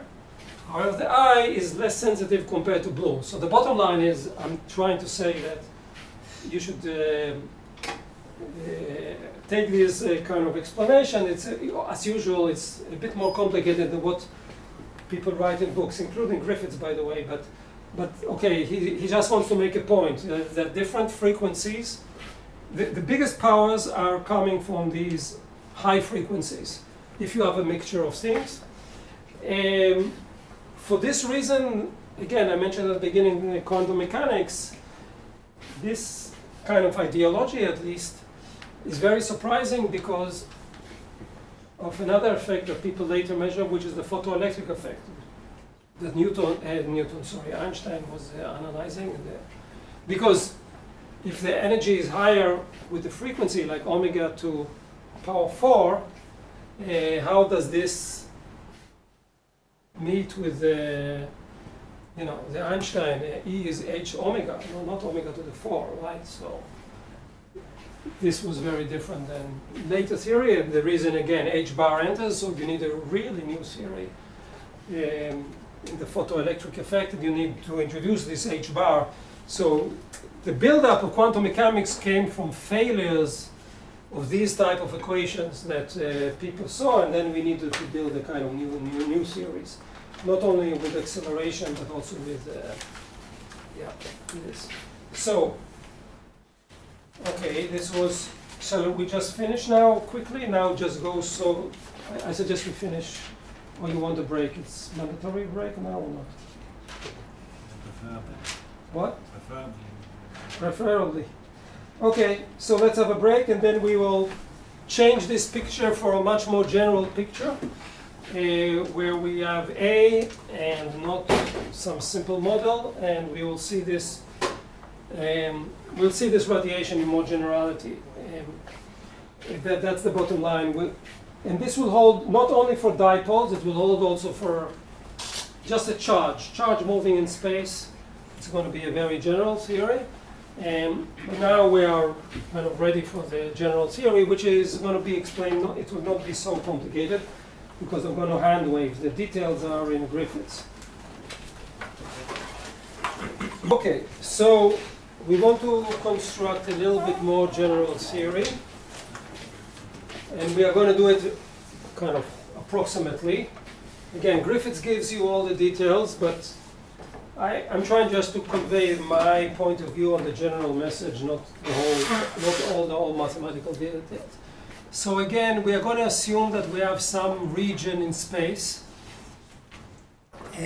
where, in principle, we have all kinds of accelerating particles or currents, but their motion is within some space which is d. And then we are again interested in some sphere. On this sphere we have some observer at some angle. And we want to know what is the Poynting vector of the energy that is coming out towards this guy at this point, and then we can integrate and find out everything. So the way I'm going to do this is I'm going to assume that there is some J inside this system, J, R, and T. Again, R. So this is my my system. Inside there is nothing, and then there is some R prime, and then there is some R, And as usual, this is going to be r minus r prime. And this small r is always less than d. It's of scale d. The object is moving? No, the object is not moving. The reference frame here is in the middle. And we are sitting here. So you can think about it like the dipoles that I was discussing right now. The reference frame is fixed in the origin. We are, unfortunately or not, mainly due to the war, we are not doing anything with respect to transformation of one system, reference systems, one to the other. That is chapter 12 and relativity. We discuss relativistic effect, but not transformations from different reference frames. So the idea here is that in general we have here r much bigger than r prime, because this is of the scale d or smaller. And then what we are going to do is the following. We have a. We are going to start with a. Why am I going to start with a? Because if you notice my derivation in the previous class, the a was actually much easier than the v. Maybe because I put under the rug many things. That was the message I was trying to give you. And maybe we should start with a. So this is the idea. This is my idea to shorten things. I'm going to do it like this. And then I have the integration over the material. Of course, you can integrate over all space. It's okay. But the j outside here is 0, so you don't need it. And we have j r prime t minus tm, the retarded time, r minus r prime. D tau, the famous D tau of Griffiths. So in principle, this is an exact formula. This Tm is T minus R prime over C, the retarded time. Okay, this is the starting point. Now we want to calculate. So the idea is very simple. We eventually want to calculate E and B and S. So the idea is we find A, and for this we're going to use the following hand-waving approximations. This is going to be 1 over r, simply because the integration is over d, and then r is less than d, and r is big. So let's take this as 1 over r. Then we're going to take Tm, we're going to take as T0.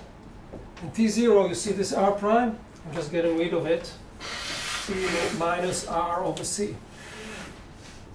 These are the same approximations we used previously.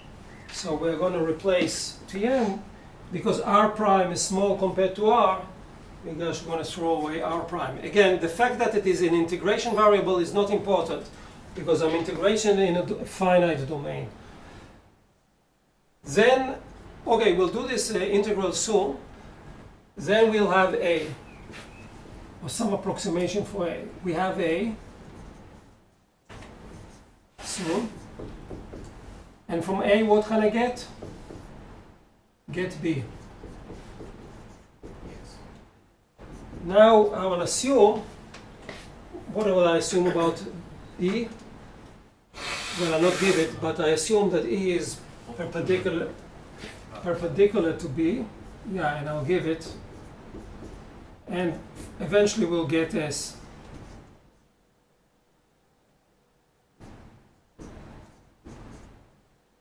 Which is perpendicular to, S is perpendicular to E and perpendicular to B.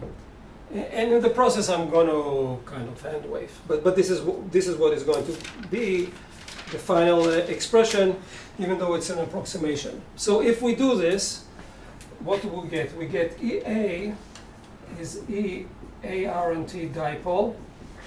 I call it dipole, but okay, is approximately U0 over 4 pi 1 over r, this one, integral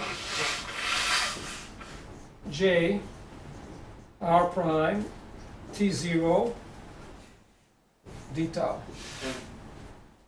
over the volume. This is actually the final result, more or less the final result for A. And it's a nice result. Why is it nice? I mean nice, operationally nice if it's correct. Because when I do the integration, I need to do the integration over R prime. But this T0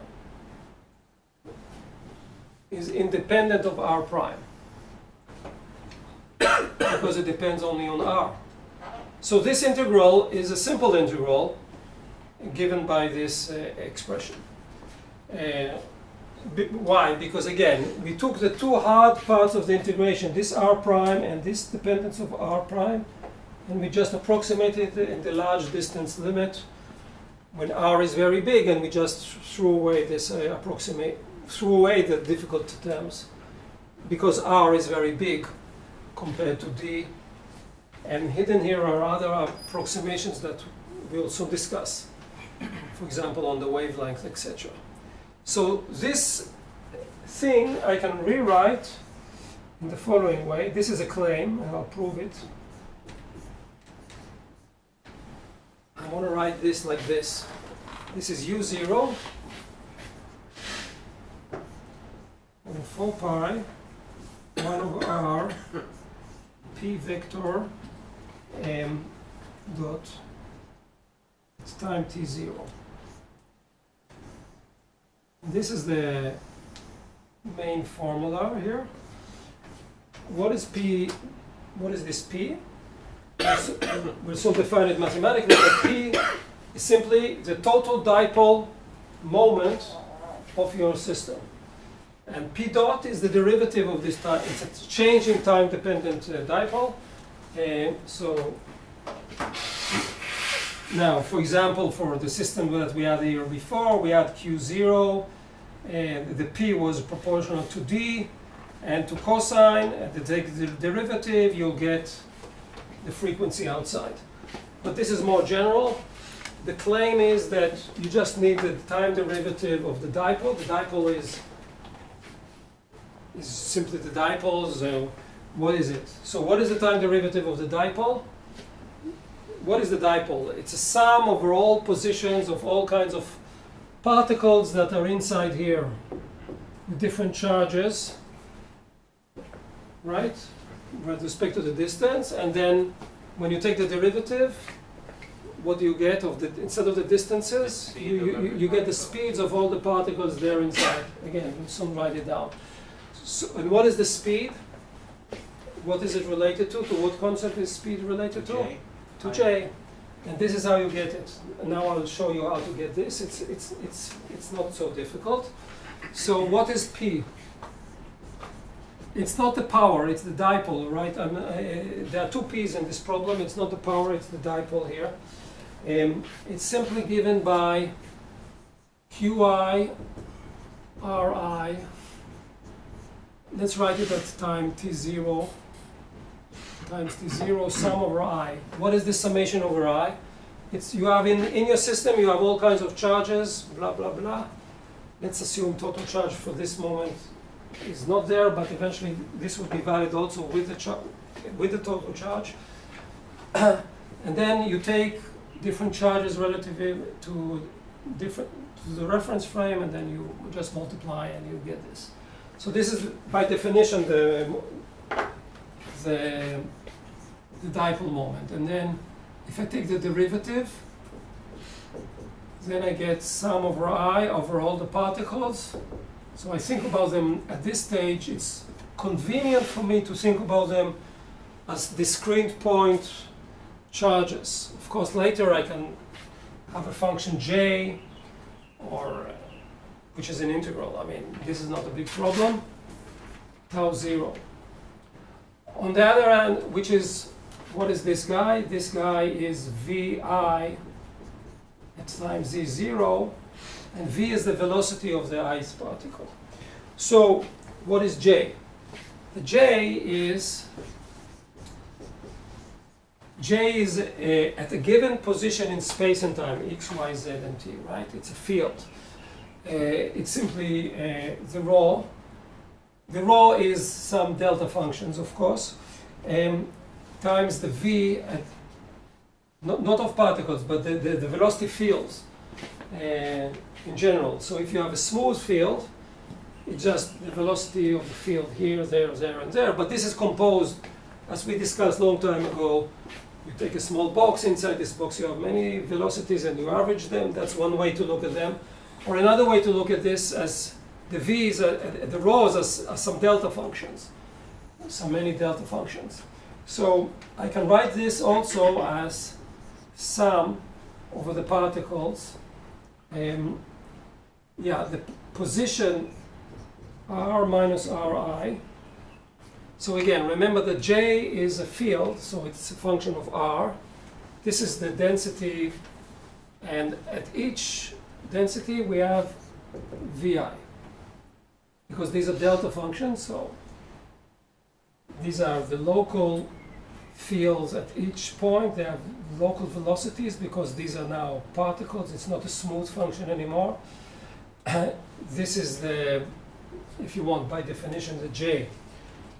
Up to Qi, of course, Qi. Because rho is not the density, it's the charge density. Okay, so now all I need to do to prove this thing is, here I have the integral. So let's do the integral. Because the integral is easy, formally it's easy because of these delta functions. So I have the integral over J d tau. These are three-dimensional delta functions. When I integrate a delta function, I get 1.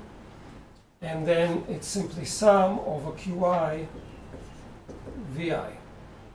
All this, okay, if I put this at time t0, this special time over there, t0.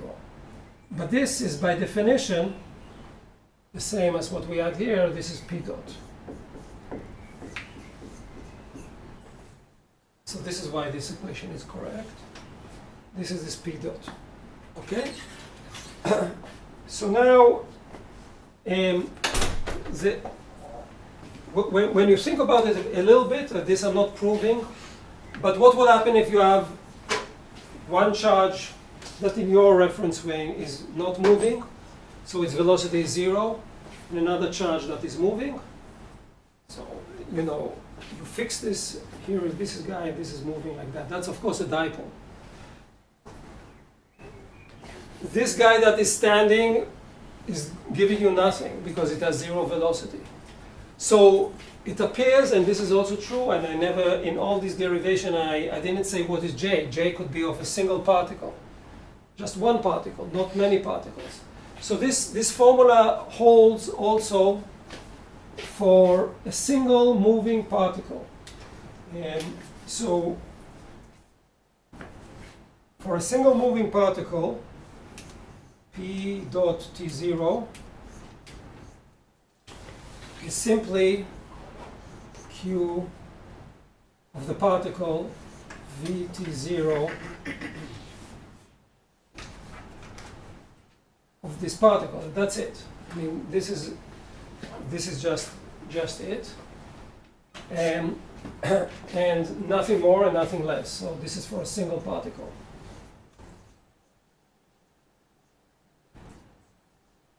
Now here you don't see acceleration, but remember, for example, to get B from A, you need to take another time derivative. This time derivative of the velocity will give you eventually acceleration. This is how the acceleration will enter. At B, you only take space. I meant in E, when you take d dt. Yeah. Did I say B? I'm sorry. Of course, this is not a full derivation. So let us go back for a second to what we did before, more or less, and see that it is more or less the same. A little bit more general. So let us assume that P dot proportional to some EI omega t. some frequency. So you have some junk, and it's oscillating in this sense that P dot is EI omega t. You can take only the real part, cosine, I don't care so much.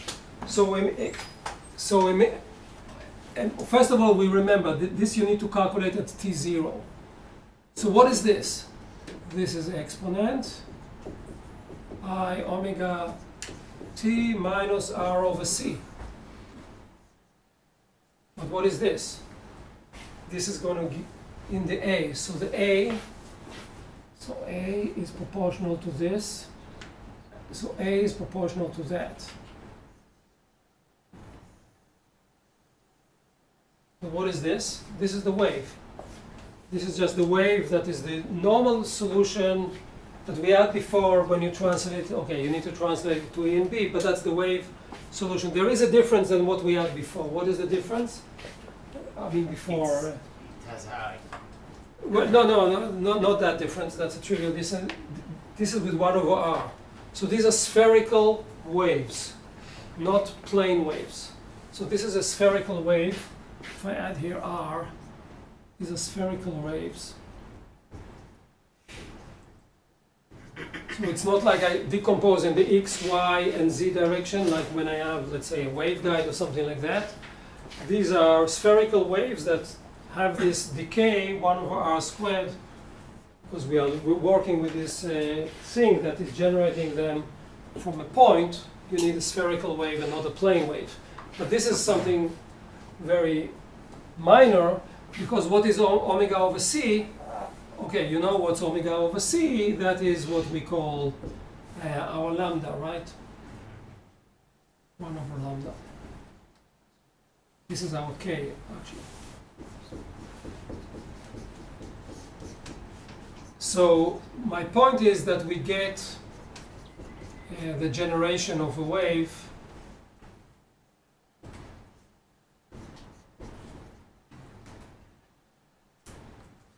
from this formula here quite easily, but it's more general. Why is it more general? Because we don't need to assume that P of t goes like this. We can take other things as well. We can behave in many different ways. So in this derivation, you see, I did it in a sloppy way. And I'm hiding here things. So for example, here, I think you saw more or less that R is much, much bigger than D. But if you think about it a bit more carefully, then also lambda must be much bigger than D, like before. In this derivation, I did not show you, but you can nearly see it, because when I integrate here, I need to assume that in order to get this approximation here, because there are some more corrections. You have R prime over C, and I threw them away, and then these guys have to be small. So the nice thing about this derivation, let's sum it this way, it looks easy, but there are some hidden assumptions that we already discussed. So I'm not going to discuss them again, but they are all there, because when you do this integration, or you do it a bit more carefully, you need to also approximate the R prime, or with respect to lambda and D. So all what I said before is still valid in this case. And in general, if we don't have a frequency, then you need to think about derivatives of these J's, the time derivatives when you do these expansions, and there are some more limitations on the theory, so I'm not going to say this is the most general theory. So you can think about P as a linear combination of many of these waves, like a Fourier modes. All the frequencies, all the lambdas inside should satisfy this condition. If this doesn't hold, then you'll have new things. So assuming that, we can have something more general than just a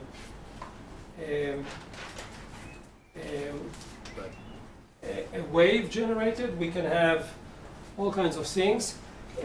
So now, first of all, let us write in generality under these approximations, what is B? Okay, that's the rotor of E. Again, we need to take into consideration there are two R dependencies like before, and I take only the leading term under this condition. Under that condition, I get that B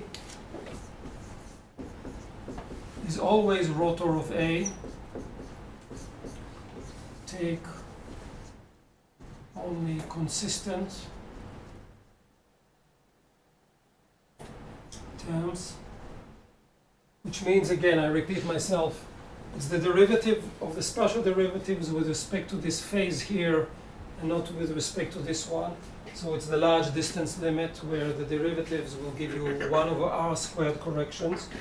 This is given by, one can show u0 4 pi rc r hat multiplied by p double dot t0. I don't know if you have a good insight here or not, but where did this c come from? Because the derivative, yes, but of what's inside here. So when I mentioned already, I need to take, more generally, what's inside here, not there, here. You see the T0 depends on R over C. You need to take the rotor. I take the derivatives here and not these guys. These I throw away. So when I take the derivatives of the spatial derivatives, I get this C outside here. And then when I take the derivatives of this term, why here I have dot and why here I have double dot? What am I doing here? Chain rule. Yeah, exactly, the chain rule. So I have spatial derivatives with respect to R. I change them to time derivatives, and then the T0, you need to take the time derivative, the R derivative of T0, and that's why I get this P dot. So it's a space derivative, but then you have this, it's a function of T0, you take the space derivatives, you get out a C, but you also get the time derivative of this guy instead of the space derivative of this guy. I think this is clear, but if you don't understand, you should do this. But it's pretty easy. It's just not exact. I don't know if you could call it the chain. Yeah, it's a derivative of a function of t, which is a function of r, right? So you have this. The inner derivative. Yeah, the inner derivative, right? So this is how you get this. Yeah, this is an approximation, of course. Yeah. You said before that when we have the entire spectrum of lambda, like in the Fourier space, then for lambdas that don't obey to the approximation, we have a problem. But I mean, we saw before that when this approximation doesn't hold, then at large distances, we don't get the relevant part. So can I just define a lambda that above it I ignore and under it I take in principle, but then you should be more careful. I mean, you should do that carefully. In principle, you are right, but I didn't do it in the last. Okay. I didn't do it recently, but eventually, yeah. So you could do such things, and then you should calculate those things or those things. But to come and say, this is easy, I would not say that. No, but you can give it as a project for a student 200 years ago, 150 years ago, and carefully you should compare terms. But the spirit of things, I agree. Okay, so I would say now, importantly, we see the following. We see, first of all, we see B goes like 1 over r, which again is very important. It means that S will survive.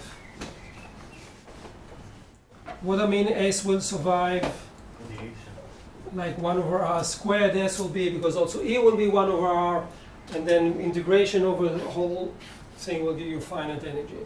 We see that B goes like 1 over C, which is also expected. It's a relativistic effect. We see that B is orthogonal to R, right? So if P if P is in the Z direction,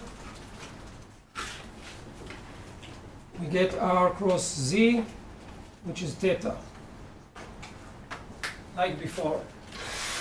But most important thing, it's R cross, so we already understand that the vector, the pointing vector is going to be orthogonal to this guy. Sorry, this is phi, apparently, because this is B. We also see, the new thing I think that we see here is that P dot, double dot, is proportional actually to A, to acceleration. Because if you have P dot is proportional velocity, now it's P double dot is proportional to A. And this is what I said at the beginning, that you're starting seeing that the acceleration is super important here. This is what I meant by acceleration. For example, if this P comes from a single particle, like I said here, then this will be the acceleration of the single particle. Okay, so now we are nearly done. Now we need to calculate E. I'll write down simply the equation for E. Then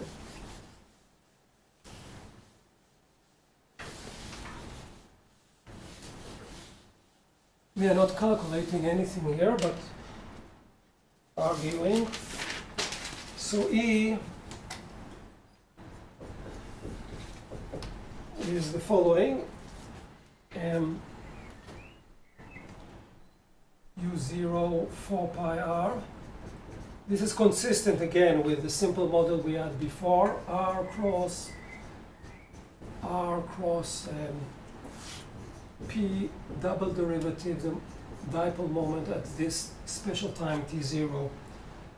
And again we see the nice features. E is orthogonal to B, which by now is not surprising, and that will mean also because S is orthogonal to both, immediately we see this. We see that E, like B, is 1 over R. Again, we are happy, but this, we actually cooked this up. If P will be a cosine field, so this will be cosine of T0, this will oscillate on average, we will not have average over time, we'll have nothing. We also see, of course, that E is proportional to P double dot, which is proportional to A, if we have a single particle to the accelerations of the thing. Now, if we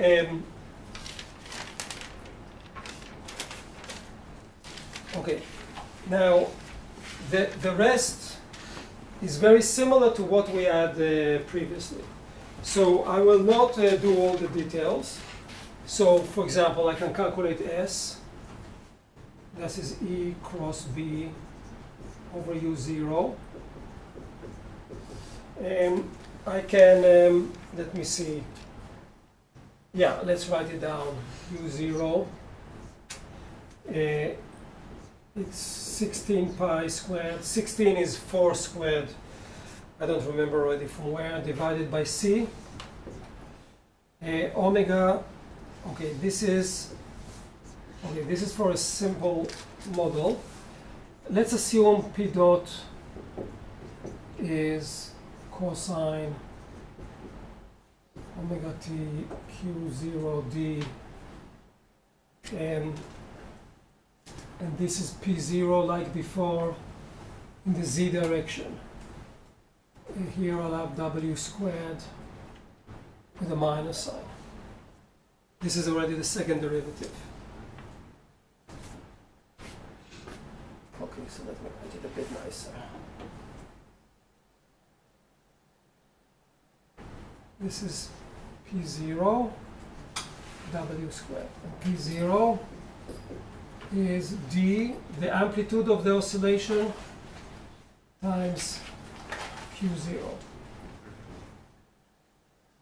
In this case, if I plug this in, I can, wait 1 second. yeah, if I plug this in, I get this P0 squared. I get this sine squared. I'm just telling you, this comes from all these crosses. R squared, R cosine omega T0. This is exactly like what we had before, if I didn't make a mistake. It's just the same thing like in the model that was given in the previous class. We have this W omega to the power 4, we have the dipole moment to the power 2, the sine to the power 2, that means that, you know, radiation on top is not going to happen. This is because we have the Z, we have the 1 over R squared, which will cancel out. So this is exactly like what we had before. Now, let us look at a different case. Let us say that P is some function D of T times Q0. So this is a single particle, simply. This is the trajectory, that's all. This is P of T. We need it in the retarded time.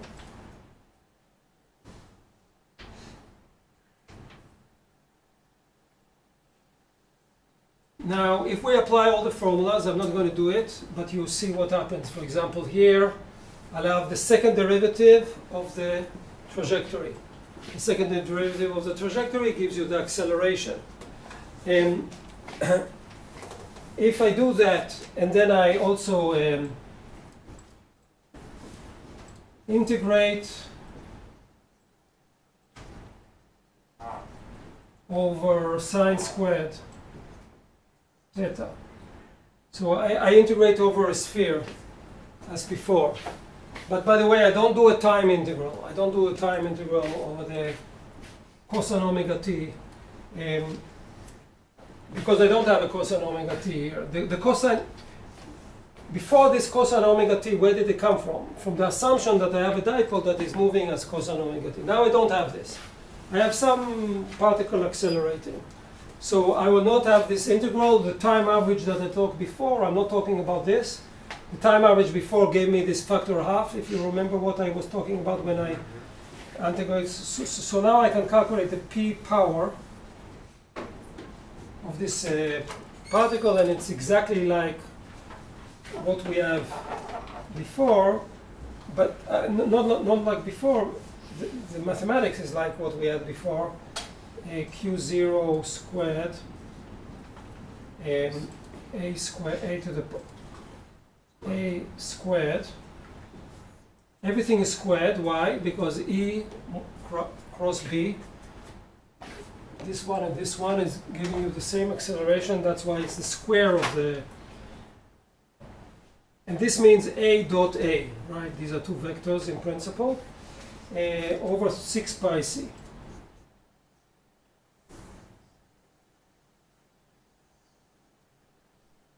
If you remember before, I had a 12, right? What is the difference? The 12, that came from the time averaging. The time averaging gave me another half. So this 6 is, if you multiply it by a half, you'll get 12. But here there's no time averaging. This is the famous, it's called the Larmor formula.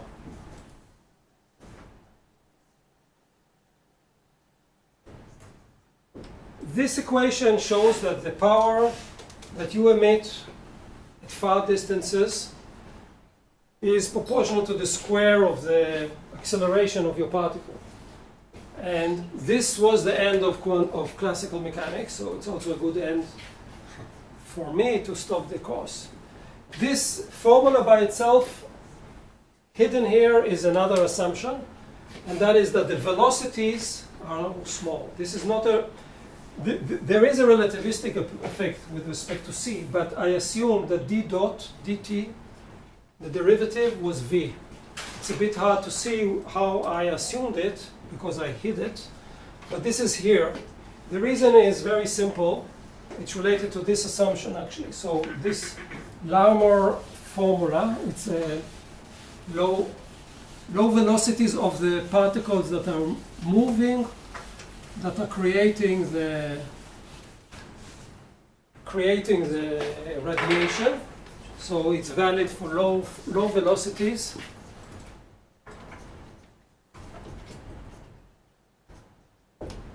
E.g., let's assume an oscillation. So assume an oscillation, so we assume that d is much smaller than lambda. But what is the velocity, not of the wave now, I'm talking about the velocity of the object. You have if you have this oscillator here, it charges, so the speed is omega d. That's the speed, the maximal speed, if you want, V max, of this oscillation. Right, this is basic oscillator physics. And this is much smaller than c, and this is obviously what we assumed already because of this. So we assumed small velocities. So Larmor formula is, of course, it's an approximation for particles that are not moving too fast. Now you can say maybe this saves you for the hydrogen atom. The hydrogen will not radiate, maybe because there's some relativistic effect is there. The answer is no. The speeds of the electron in the hydrogen atom are not relativistic. They are you can estimate them like the corrections are 1 over 100. Now you know this. How do you know this? You know that this has to be true. You know this because when you solve quantum mechanics, you use the classical Hamiltonian. 1 over r. You don't use any relativity and you get good spectrum. So you know that the relativistic effects of the speed of the electron are not important there. And the reason is that the speeds are weak. If you did perturbation theory, you have all these spin orbit effects and relativistic effects in perturbation theory. They are small corrections. But the fact that this equation is working at low speeds creates, again, a huge problem for classical mechanics, because if you have an acceleration, you have radiation, and then you lose energy, as stated already, and then we need a new theory. So we are going to end here. I think it's a good time to end, because this brings you back to a course that you already started learning, I think, over a year ago. When did you start learning quantum? Second year. Second year, so a year and a half nearly. So, okay, so we are going backward in time because of the retarded time is helping us, and hopefully you can go in and advance in time. And I wish you all success in your exam, and have a nice vacation and good life. So see you. תודה רבה.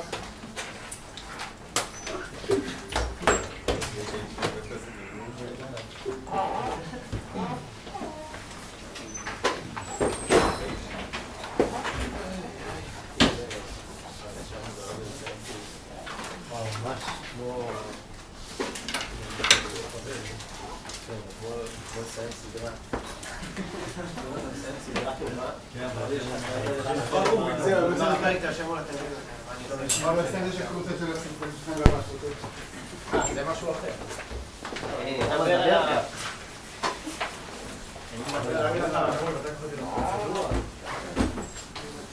אני מדבר איתך על תיאוריות, אתה מדבר איתי על תיאוריות. זה כבר בדיוני לפני שאתה מדבר...